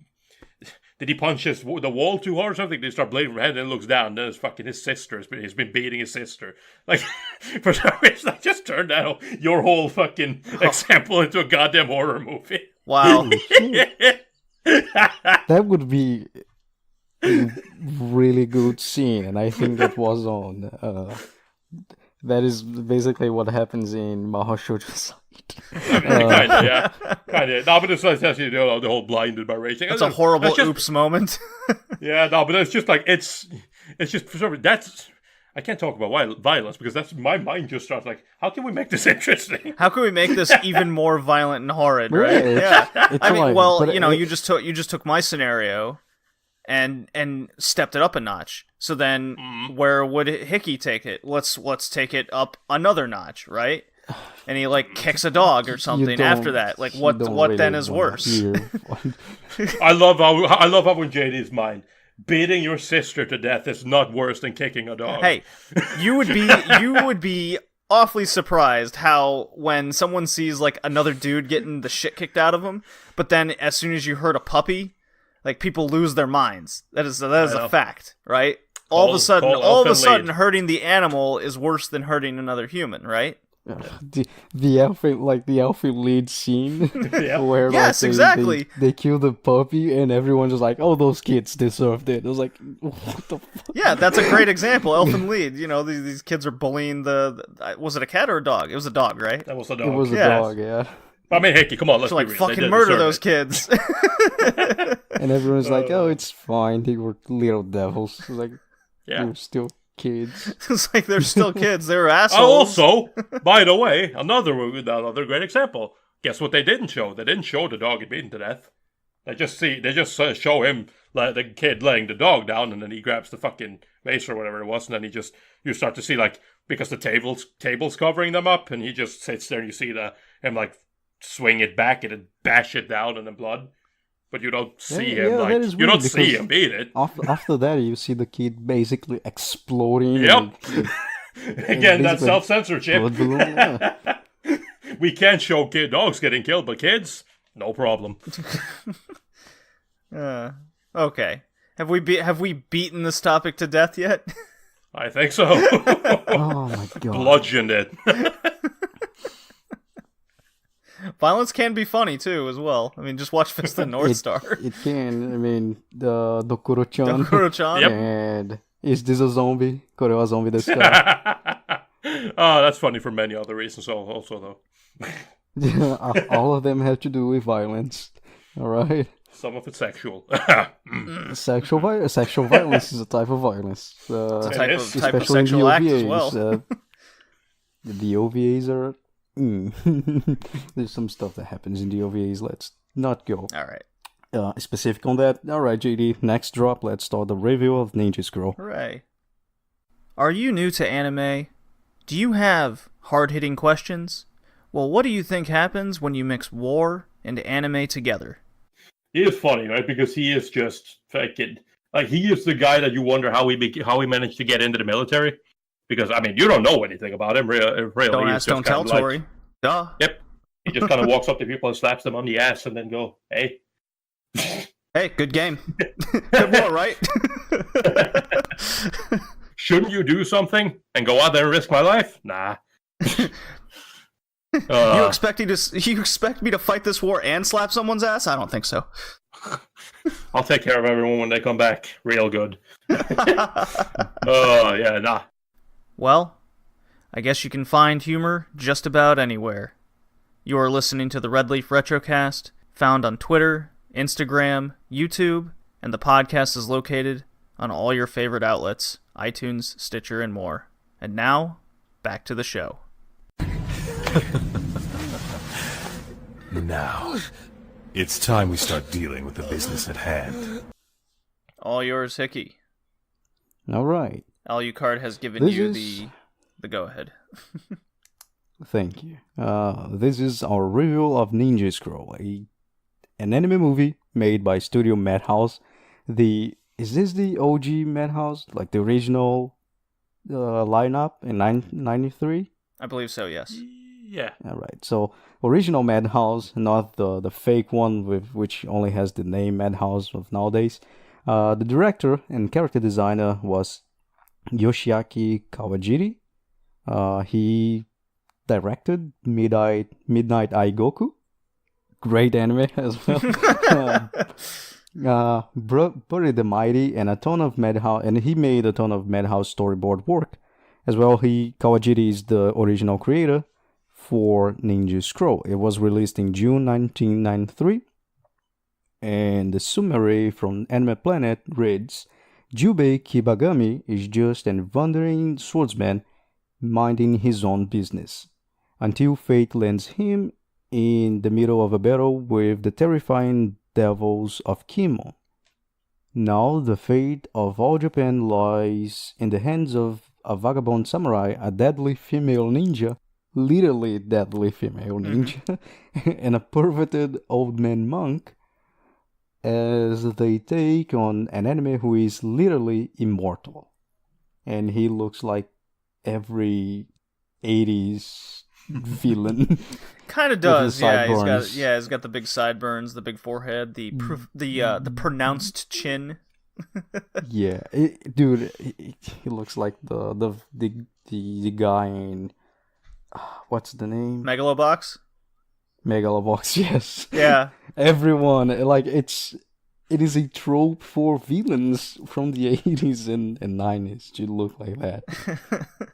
Yeah, when I saw him, I go, that's what's-his-face from Megalobox, or Rikishi from Ashita no Joe, or I just started, like, naming all these characters off my head. It's like, okay, we got it. You're right, Iggy. Yeah.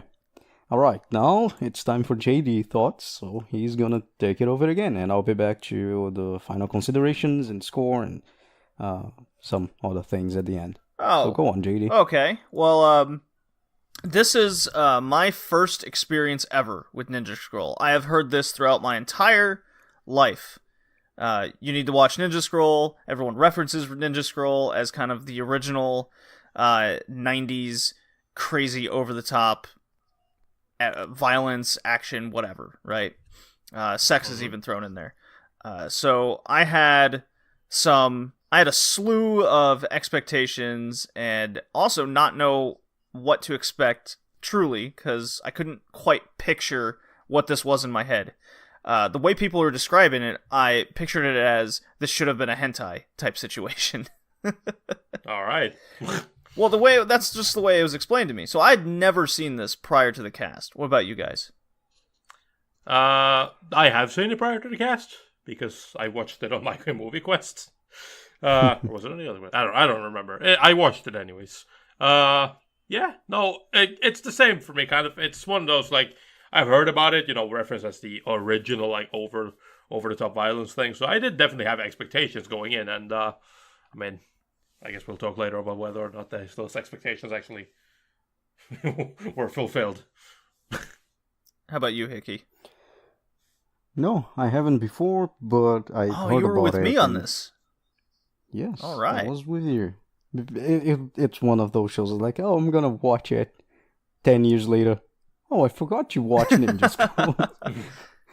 Oh yeah, I need to watch Ninja Scrolls. And then 10 years like, oh, fuck, I forgot. Tonight I will watch Ninja Scrolls 10 years later. God fucking damn it. I mean, since its release, again. it's almost been 30 years. It's going, or 25 years right? since I meant to watch it. It's like every time I remember it, I just ignore it. My mind just ignores it voluntarily. But I've heard about it, but not in that sense of it should be a hentai. I heard it was a very violent show, and it was good, basically. See, I always got the response. Well, I mean, if you like senseless violence and sex, then this movie's for you. Like, I love senseless sex and violence. So, did it meet our expectations? I mean, the first 10 minutes showed quite a lot, I must say.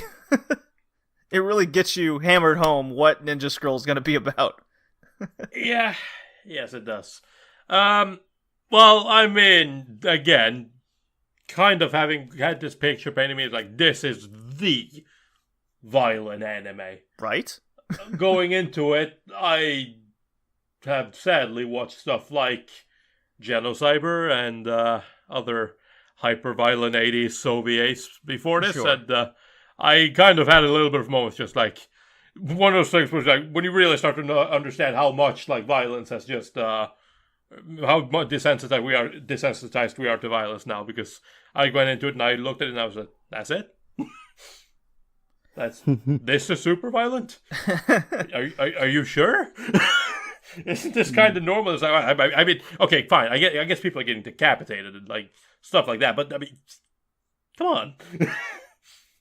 Yeah, I know. Like even like how people describe it, I was like, oh, it has a bunch of violence and sex scenes. Like, there's not at all. Especially the sex scenes. Yeah, I was very disappointed in that. Really nothing there. And they mention like this really awesome guy being gay, and I was like, oh my god, they're gonna just have a fucking orgy, like a gay orgy in the middle of the fucking movie. I know, I was waiting for the gay butt sex to happen. Really, nothing happened. I was like, I don't think those people, like, I either am very desensitized or we didn't watch the same thing. Might as well be. Probably they were talking about the TV show, which I hardly believe it will be more violent, right, or has more sex scenes than the movie, but still, might be a possibility. I mean, shit, we saw more sex in Space Cobra. We did. Saw a lot more sex because in Space Cobra's awesome. I think, I truly thought, with everyone's reactions, how they described it as focused on sex and violence. Like, do you remember this correctly? That was the thought that passed in my head after I was finished watching the movie. Yeah, I think what they're remembering is the references to sex, because they do talk about sex every once in a while. Yes. So, but it's like there's nothing that happens. It's like with the whole that like, I don't remember his name, the one bad guy, the gay dude. Yeah. Like, you want to fuck me? You want to fuck me, don't you? And he's just like, nah. I just want to say, oh, but you want to fuck, you want to fuck the big bad. And he's just like, yeah. Yeah. Well, I have sex with him all the time, you bitch.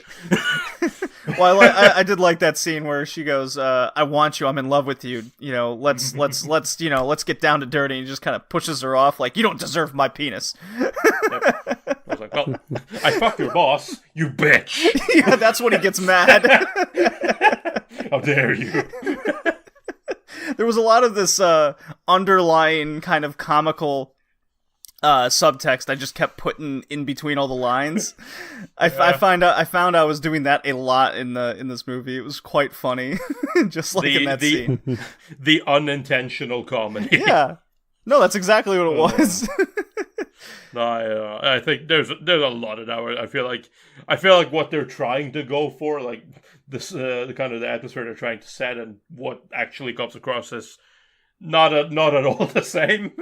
So it's for sure a movie, and It is violent, yeah, sure, but I do think test. it is one of those. It's like Hi. people lose often Tori? like to describe it as like I don't know.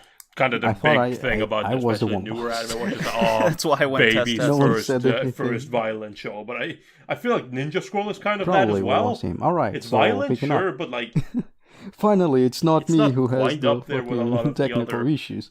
especially Okay, so 80s, picking up. 80s OVAs. Yeah, no, it was definitely a little bit comical. Downright, like, what the fuck especially am I like, even every time watching? Kangero was in the screen because Ugh. you're like, oh, like don't thank me, or like I'm doing this to help you, or like to pay you for saving me, and you have all the thing like she has a bunch of poison on her skin and body that no one can have sex with her or else you'll die. Definitely, some choices were very comical, and by the end of the movie, especially the ending sequence, those bad choices they really come to shine, and it's almost comical. We will get there, but still, definitely, it is way more comical than it should be. Probably because we are probably desensitized and cannot feel anything anymore. So it translates as being comical. So,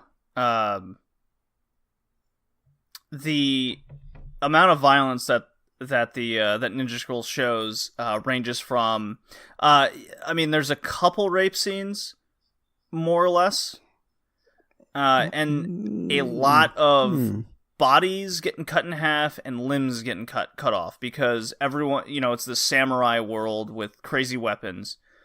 So it's so expect that. Whenever there's a fight, someone will die via something like that happening.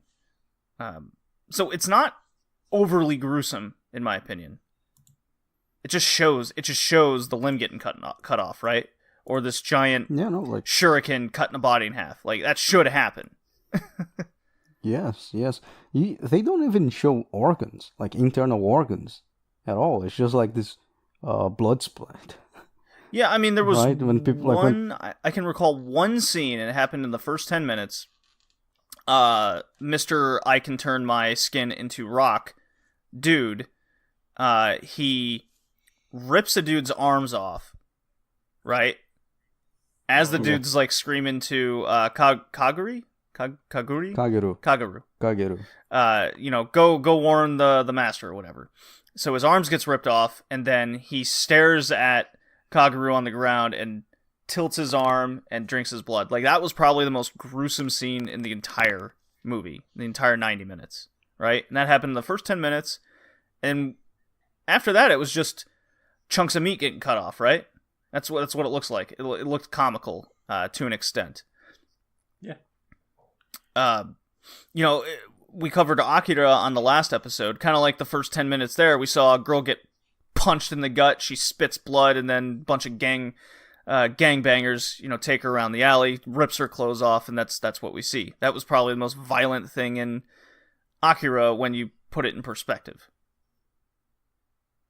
So it's supposed to set the scene of this world, who the people are, right? And I think Ninja Scroll did the same thing. I'm not saying it's on the same level as Akira, but you get what I'm saying here.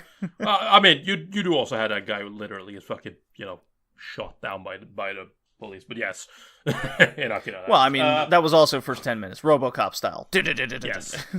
Yep. Absolutely. But yeah, no, like, I do agree. There's a sense of just, like, I don't know, unintentional comedy of Ninja Scroll. And like, the violence aspect of it is kind of, it does get blown out of proportion. It isn't not violent, but it isn't, it isn't the 80s. It isn't the 80s OVAs that we see a lot of the time. Yeah, I mean, it's not like one of the Devilman OVAs where he's taking a girl and eating her like a corn on the cob, right? We're not seeing anything like that in Ninja Scroll. just like ripping the boobs out of the body and hitting it. Things like that. We don't see like those kind of things. Really, when it comes to the guy who can turn into stone, and his name is Tesai, it is probably the most violent. He's probably the most violent. When we like, yeah. When Tesai is on the screen, which is like at the very beginning, because he dies very early in the movie, it is probably the most violent parts. It's him like ripping people apart and cutting them in half, almost raping Kageru, and then his death, which is probably the best death of all. Him falling apart, his skin falling apart because of Kageru poison, and he throws his boomerang, his huge boomerang, and main character Jubei cuts his fingers off so he cannot retrieve the boomerang, and just goes right into his forehead, sticks to the ground. And well, first he even tries to kill the main character where the fucking thing is stuck to his forehead. Fails. The thing sticks to the ground and he just slides. The violence really stops there. You have some people getting electrocuted. Some bodies. And some limbs being cut off. that gay dude, yeah, he has got the electrical powers. Yeah. I got his name up, by the way. It's Benny Sato. And explosions. And explosions. That is basically it, like major violence. Not at all after Tesai's dad is killed. Yeah, it becomes a lot more tame after that, and he dies early in the movie too. It's all just to set the scene of how violent this world can be and who these people are. So, and he's a brute, right? I mean, right away we see him steal Kageru, and he's, how do I put this? He's his attempt of rape. He goes to kiss her, but he puts his entire mouth over her face. He's not. It's not on the lips.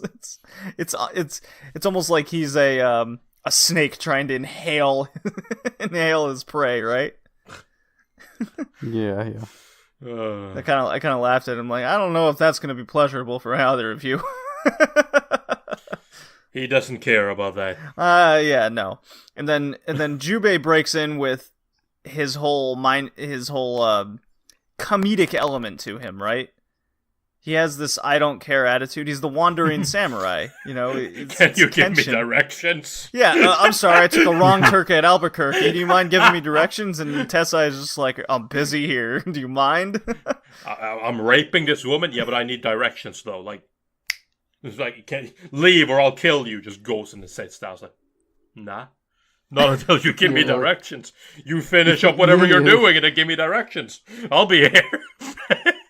It's very bizarre, and he kind of maintains that comedic element again with Tessai, right? Tessai breaks through a wall, he punches him a few times, and Jubei is just like, all right, come on, seriously, can we call it even? Like, I hurt you, you hurt me. Oh god, he's getting punched. Oh, this really hurts. Come on, man. And come on, man. If this keeps up, one of us will die. Yeah. And then the one-liners really stopped.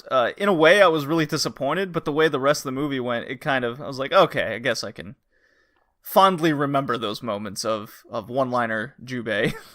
Yeah. Could have been. It could have been his own thing, though, to be honest. Well, then he'd be like Space Cobra, right?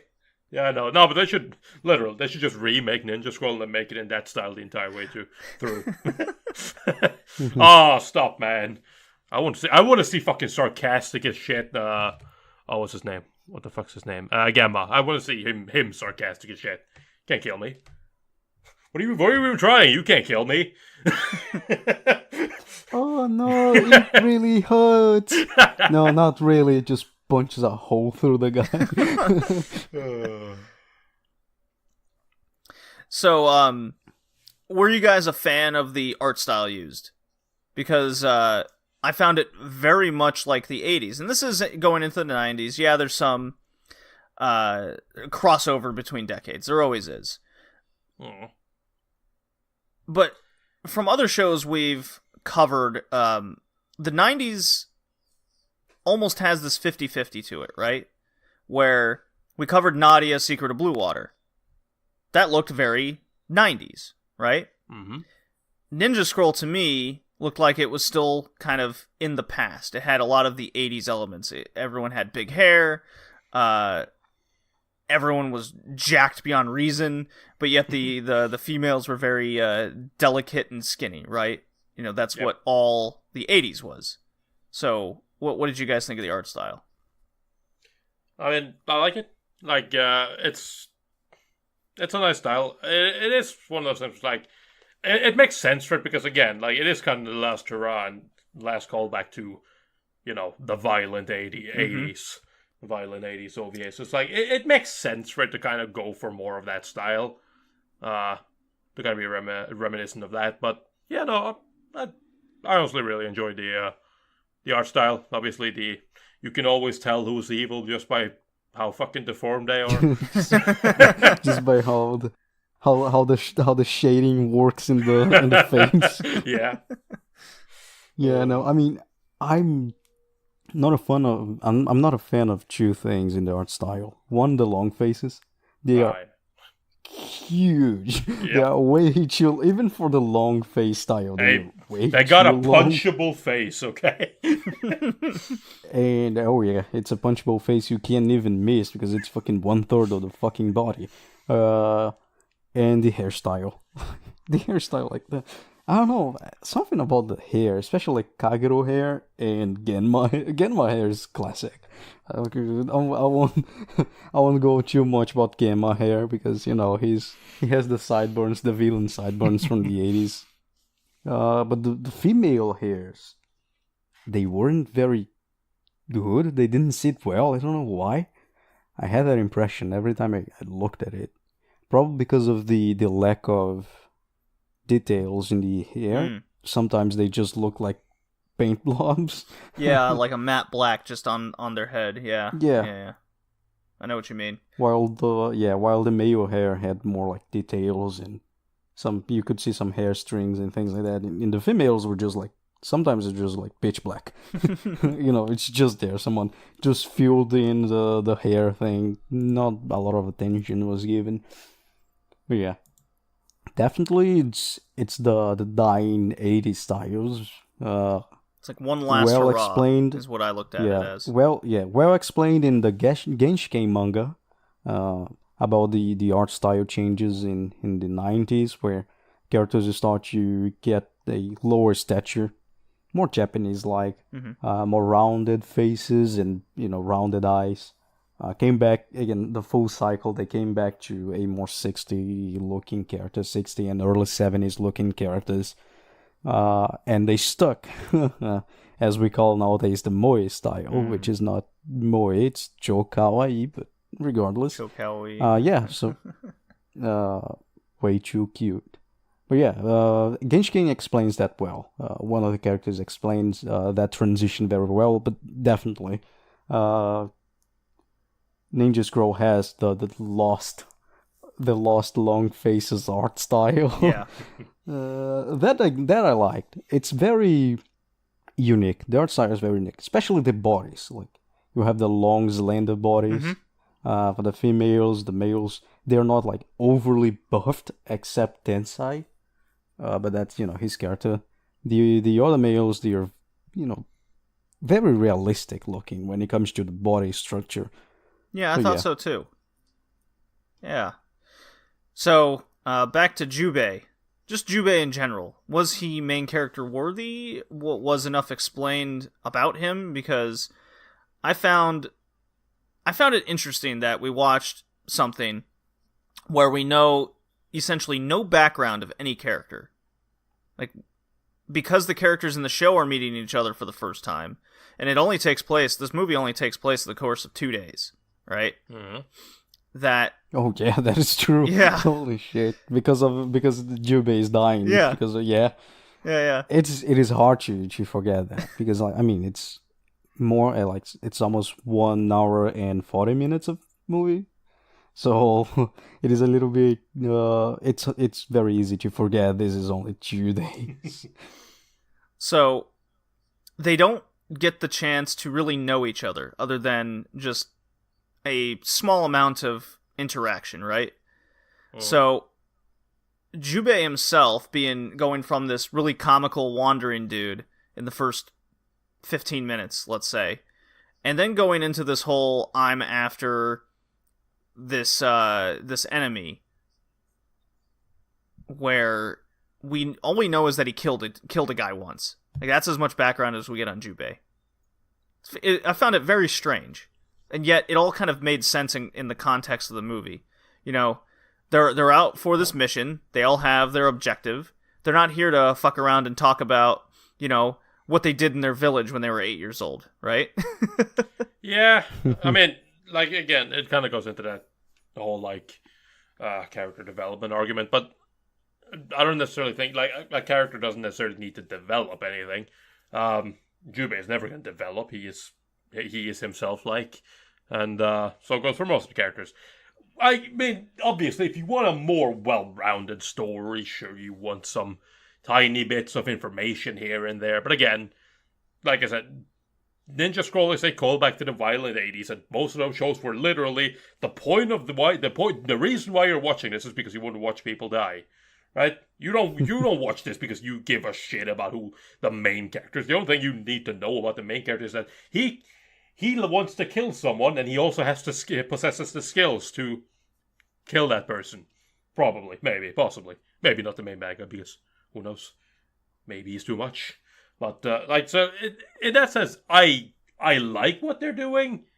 It's not a complicated story, but it goes back to that whole, like, I prefer a simple story that kind of knows what it wants to do and goes for it, and then rather than, you know, trying to turn Ninja Scroll into something overly complex and bunch of character relations and who cares?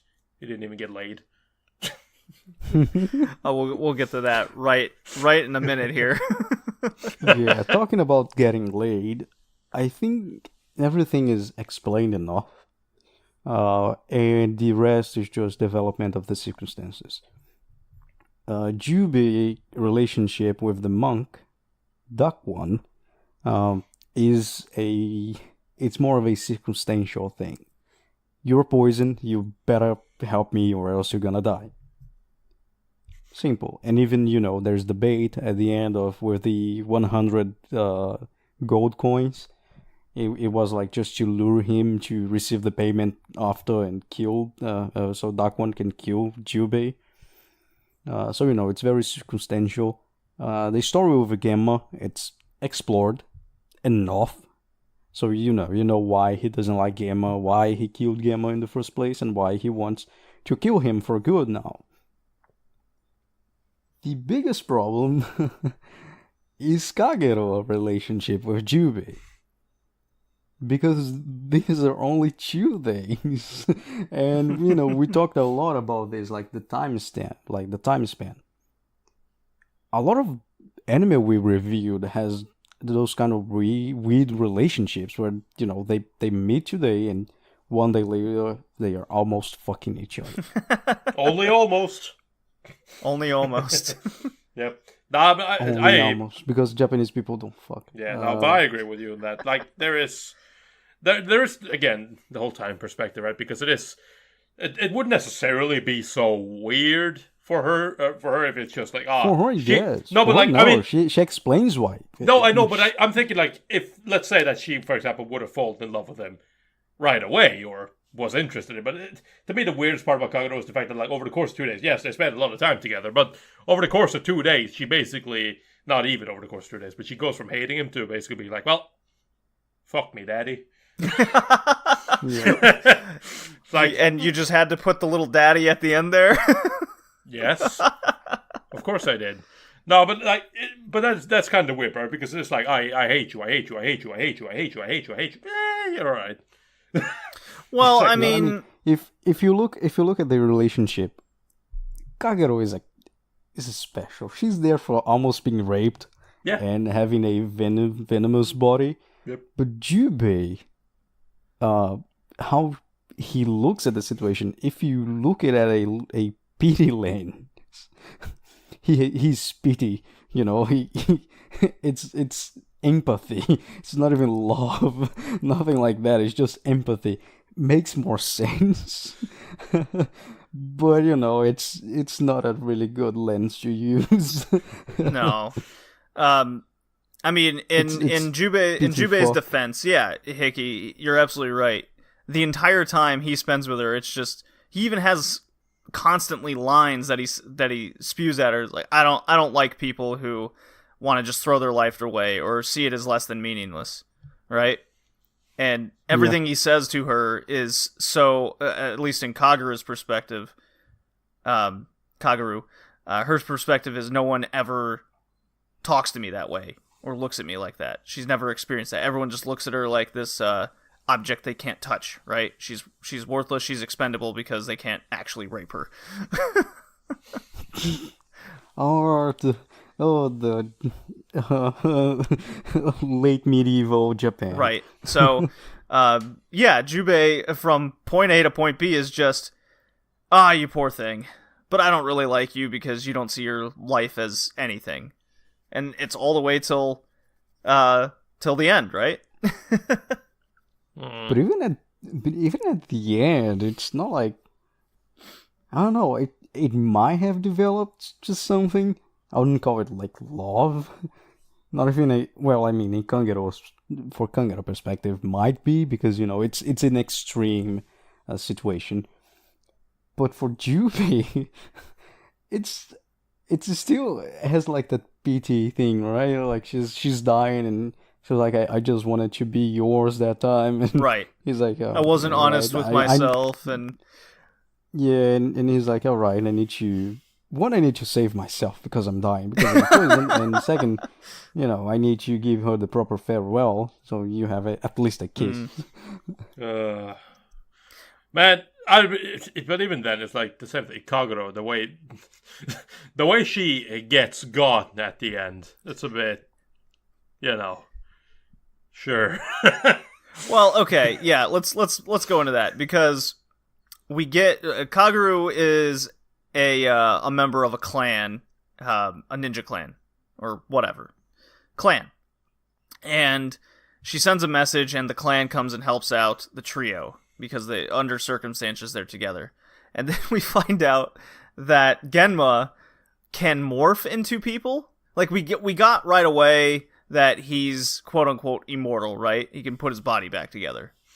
We got that, but that doesn't explain how he can just morph into other people because reasons. So like it'd be one thing if he was wearing a mask or something, but that's not what he was doing. It's just again, and he can change his voice. Yes, again, it's a callback to the 80s, and there are two things that you also need in the 80s, and that is mind control and the ability to morph your body. It needs to be and illusions. Oh yeah, illusions. It needs to be there. Otherwise, it's not. Yeah, it was literally just made for the moment of her getting got. Yep. No, literally, that's the only time he does that. It's like he did, never before, never again. Right. For no purpose. It was very odd, and it was like, oh, I guess that's it for her. Yeah. Now, I at least thought they were going to do like, actually, her clan betrayed her. It's like, okay, I could have bought that, but nope, they're already dead. It's like, oh, okay. Actually, this is Gemma the entire. All right. Yeah, it kind of did not make sense at all. You could have just had have her clan betray her, and then afterwards, Gemma would just be like, yeah, fuck you, kill him. Well, that's exactly what I thought was going to happen. Because it took them so long to get there, and it just turns out to be they took that side, right? Yep. But no, Tori, that would have made sense. It would have, but nope, can't do that. It's gotta have that body morphing in there. Yeah, it was very out of place. So in the dine, right before that, in fact, we get a scene where Dakwon tells Kaguru how to administer an antidote for our man Jubei here. We don't hear exactly what they say, but we see her shocked face.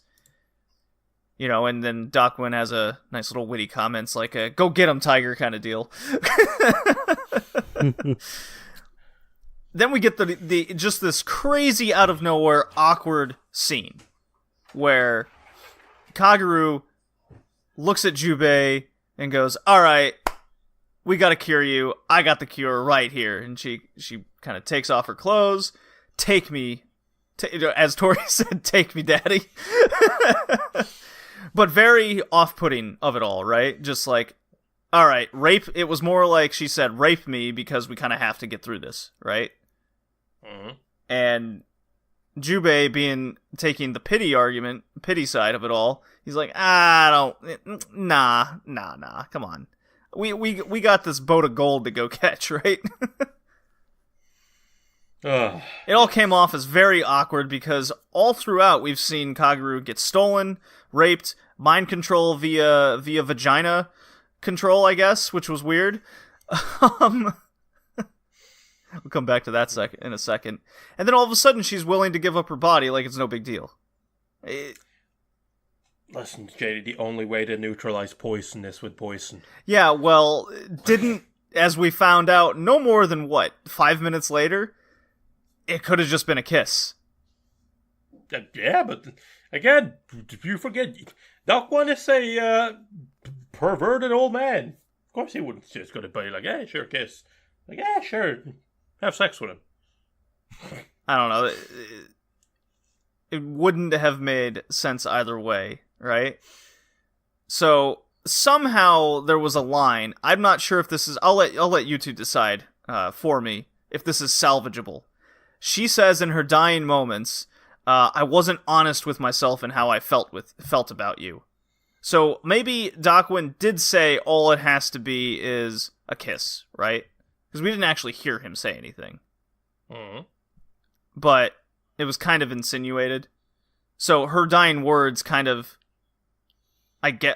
Does it tell the viewer that... Yeah, in her dying... In the scene before... She wanted to do that, but she wasn't being honest with herself because of, her being poison ivy over here. I mean, I guess you could draw the parallel, but I don't know. I don't know. You'd have to ask. Okay, you're in the same. Hickey, I guess you're the deciding factor now. Hickey. All right, perfect. Did we lose another? This has been great. Uh-oh, no, he's just muted. I guess something happened. Okay, we'll come back to that answer in a second. So, I want to go back to the vagina control with dude who can jump into shadows. Yep. All very strange how all these people have these bizarre powers, right? They're ninjas.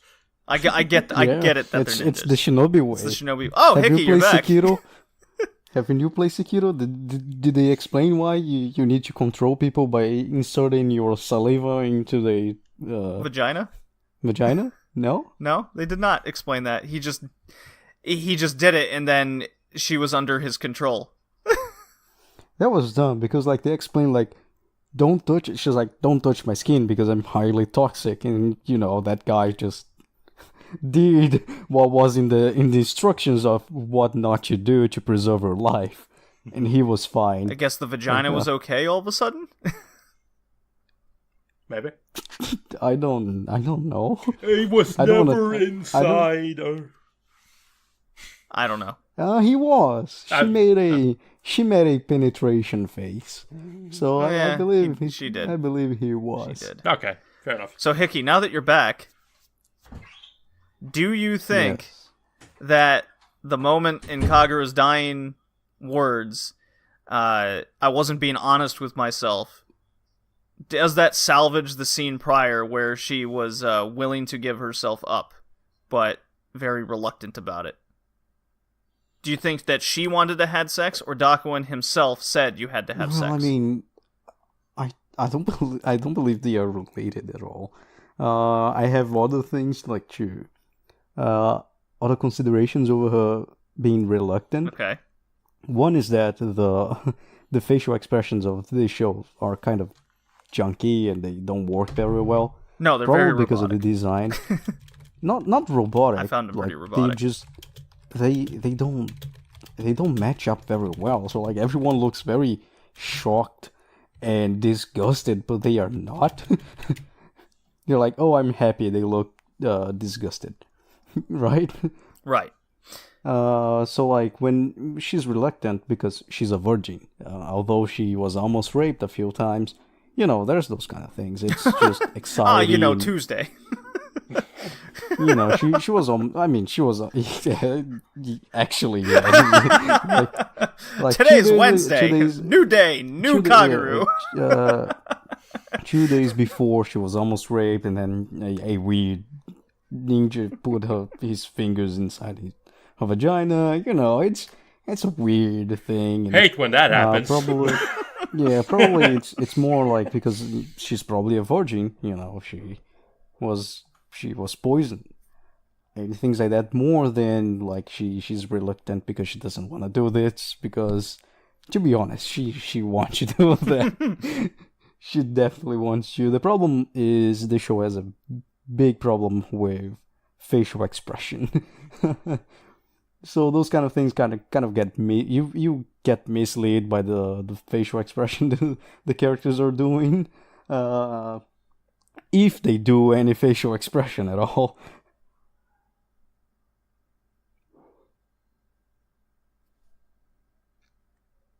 All right, so next up, what? All right, so we're gonna wrap this up here in a minute here. I was very disappointed with two things at the end, and that was no Jubei and Kaguru having a dying sex moment. They just kissed instead, which was very overdramatic. Probably the most dramatic thing in the whole movie. And then even though the gold, because the whole movie came down to gold, and Genma going to start his own war in Japan over having this gold. But anyways, the whole fighting scene at the end where it was Jubei versus Genma, I did like it. But then there was a moment where, because the ship's on fire, it shows that all the gold in the ship is being melted via this wood fire. And then that's how Genma himself got, because he's immortal. By the way, the sword scene where Jubei thrusts his sword into Genma, Genma's like, I'm immortal, you can't kill me. Then Jubei slices him up vertically and shows him going back in, and that's when the gold melts him together, assuming he falls to the bottom of the sea. So, the melting point of gold, a wood fire can't get hot enough to do that. So, it was just like, come on. Yeah. But, alright. The moment I saw it, I was like, this is bullshit. I was like, that's No way. bullshit. So, and you can't assume that there was enough fuel in Explosion Lady, Gunpowder Lady, to make the fire get that hot, because all the gunpowder was just her. So that was just the initial catalyst. You would have to keep feeding it in order to even get remotely close to that melting point. But anyways, those were my two major disappointments: was the no dying sex scene, and the melting gold. It was cool. It just didn't make sense. Yeah, it's the Terminator 2 has the same scene, but we're in the Iron Works factory. Right. The melting gold was just dumb. But I just think there are many dumb decisions made in this show. The characters do a lot of dumb decisions. It's all at the end. Not even at the end. You have regardless, we are getting too long here. Even why would you choose Explosion Lady over Electric Gay Guy? the electric gay guy is way more useful. And then you get Explosion Lady and put her to patrol the lower deck of a ship. Hickey, Of course she's going to explode and sink the fucking ship. Hickey, the answer is obvious. She has a vagina. He doesn't. Well, I mean, they did explain that Genma goes both ways. They did. Yeah, Game of fucked everyone. Yeah, but let's say, who cares? And I bet he fucked everyone Gogo 13 style, because again, he doesn't have any facial expressions. he just has one smile, the villain smile, and that's it. Yeah, he wasn't too upset. He wasn't too upset as gold was sinking to the bottom of the ocean. Yeah. Nah. I'm just picturing over. I'm just picturing Gemma laying there during sex going, I'm immortal. He just keeps saying that. Yeah. Do you feel good? I'm immortal.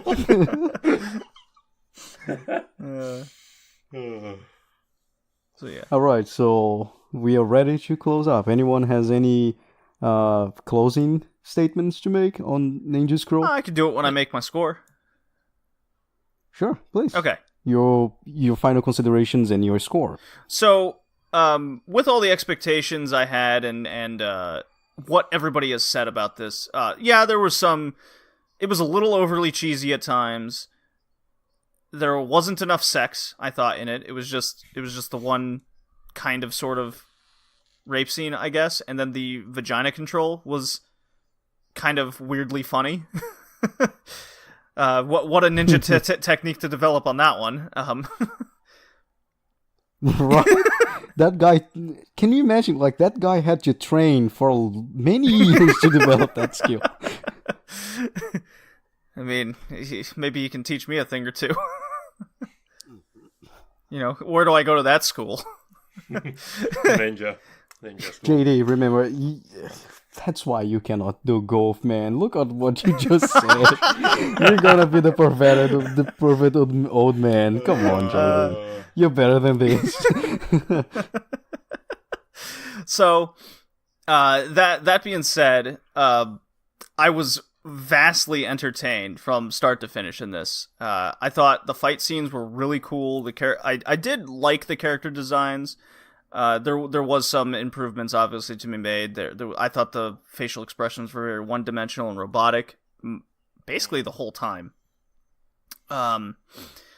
Certain scenes were very overly dramatic as well, such as the last dying kiss, right? And the ending didn't really make sense. But it was still very entertaining throughout. The action scenes were fun. The plot was simple, easy to follow along. So if I take out all of the things that bothered me, and then I focus on what made this entertaining to me, I really enjoyed Ninja Scroll, and I would recommend it to people that are looking for a fun action show without an overly complicated plot, right? But also a plot that does make sense, right? I think there's not a lot of these kinds of anime, whether it be a TV show or movie out there, right? Something very simple and to the point. So I ended up giving this a 7 out of 10. Just a little bit higher than Midnight Eye Goku. Just a little bit. Just a little bit. Well, I would say that is probably because Ninja Scroll is better than Midnight Eye Goku. It doesn't have the leotard with the hanging tie. It does not. It also doesn't have the supercar. But hey, we don't get Google Glass in the Meiji era. I would have loved him for him to just randomly have a badass car at some point. But you know, he has a souped up horse. Yeah, he has a badass horse. Oh, that would have been perfect. But yeah, no, it's definitely, in a way, this movie was very disappointing to me because of how it was built up. I thought I was getting something that I didn't get.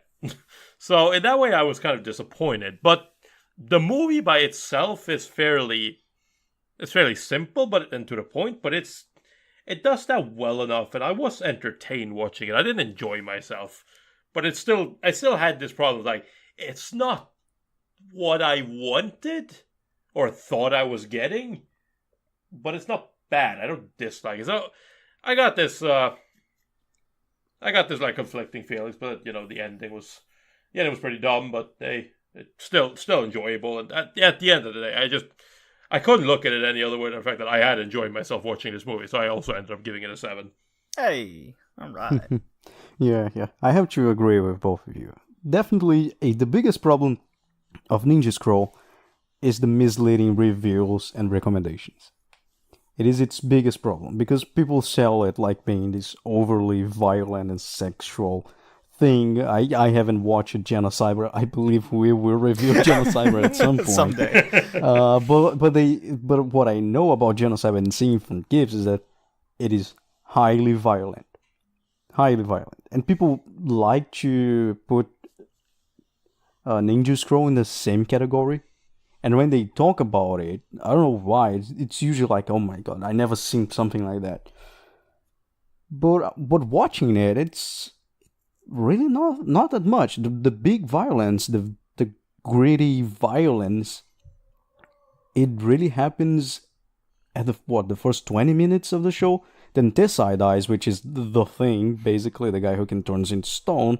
He dies, and the violence gets very tamed. You don't have a lot of you have sexual tension, some rapey hands from time to time, but that's about it. Also, although the character design is the long lost long faces design, the mouth and the chin muscles, they don't work that well. So when people are conflicted or they are scared, the facial structure doesn't help very much, and the emotion being translated is the wrong one when they have actual facial expressions, because most of the villains, they have just a smile. They have a villainous smile, except Gay Guy. Gay Guy has displeased gay face and happy gay face. That's about it. The character design sometimes fail as well. Music, don't remember at all. Yeah. I remember some chasing music. That's about it. So overall, I will give it a 6. Still very good. Definitely really fun to talk about, especially of its unintentional comedy. So yeah, something I would recommend to someone I like to talk about anime. Probably not your everyday, anime fan. Probably they will watch because of the other reviews and the other recommendations that say it's highly violent and things like that. But when it comes to my recommendations, a friend of mine, which I like talking anime with, talking about anime manga, I'll recommend, see what he thinks, and we will have like this long chat about Ninja Scroll. But yeah, that's about it. Anyone has anything more to say? Yes. Basically, you heard it here first. On this cast, we don't consider killing or rape to be violence. It is violent, but I'm joking. I mean, we define good violence in this. I think that is way more concerning than our. So, regardless, if you want to go out and find Ninja Scroll, it's very affordable. If you want it for yourself, it's about $6 for the DVD over on Sentai Filmworks, $9 for the Blu-ray. It's also available for streaming on High Dive. And again, congratulations to our contest winner from the previous month for getting that High Dive gift card. So I hope he's enjoying it. This was episode 49, which means we've reached a crazy milestone that I don't think any of us thought we'd make, and that's episode 50 of the Anime Cast here. In the next one. Yeah. Yay. I mean, we thought we were going to stop at episode 10, so... I think it was like, I said 20, 22? So I was close. I was closer to the number we have nowadays. Although we have planned episodes until like 100. But yeah, Great episode, guys. Thank for the discussion. It is always great. Always a great time. Next episode 50, it will be a hentai cast. Very classy one. No, we'll be reviewing that's Stanley's 51. Night. You are one ahead. You're one ahead. There's one thing before that. You spoiled it. There's one before. Well, we've been hinting Yes. the hentai cast for quite some time. Yeah, we have. Oh. Episode 50 is Listen. going to be the Cowboy Bebop one. Really? It isn't 50? I thought it was the 51. No. Was the hentai cast? Yeah. So Are you sure about yes, very sure. it? Oh. All right. So don't forget, All right. don't forget to check out Retro Twitch. It is a retro gaming community over on a Discord that we're a part of. At Retro TwitchCom via Twitter. Nice little link there to just join. Highly recommend it if you're into anything retro, much like ourselves. And our nice little partner community podcasting group, the Anime Radicals, at Anime Radicals over on Twitter, Anime Radicals website. Go check out their podcast. We are a part of it. We're going to start any day now getting more involved with it. It's been a slow start, but the Anime Radicals do timely reviews, such as movies, such as Battle Angel Alita, and a kind of a shonen follow with Hunter x Hunter currently going on, watching Hunter x Hunter the first time and then discussing various arcs as the show goes on. There's mecha and a whole slew of things. So go check out Anime Radicals, and I think that's it. See you next time. Peace. See ya.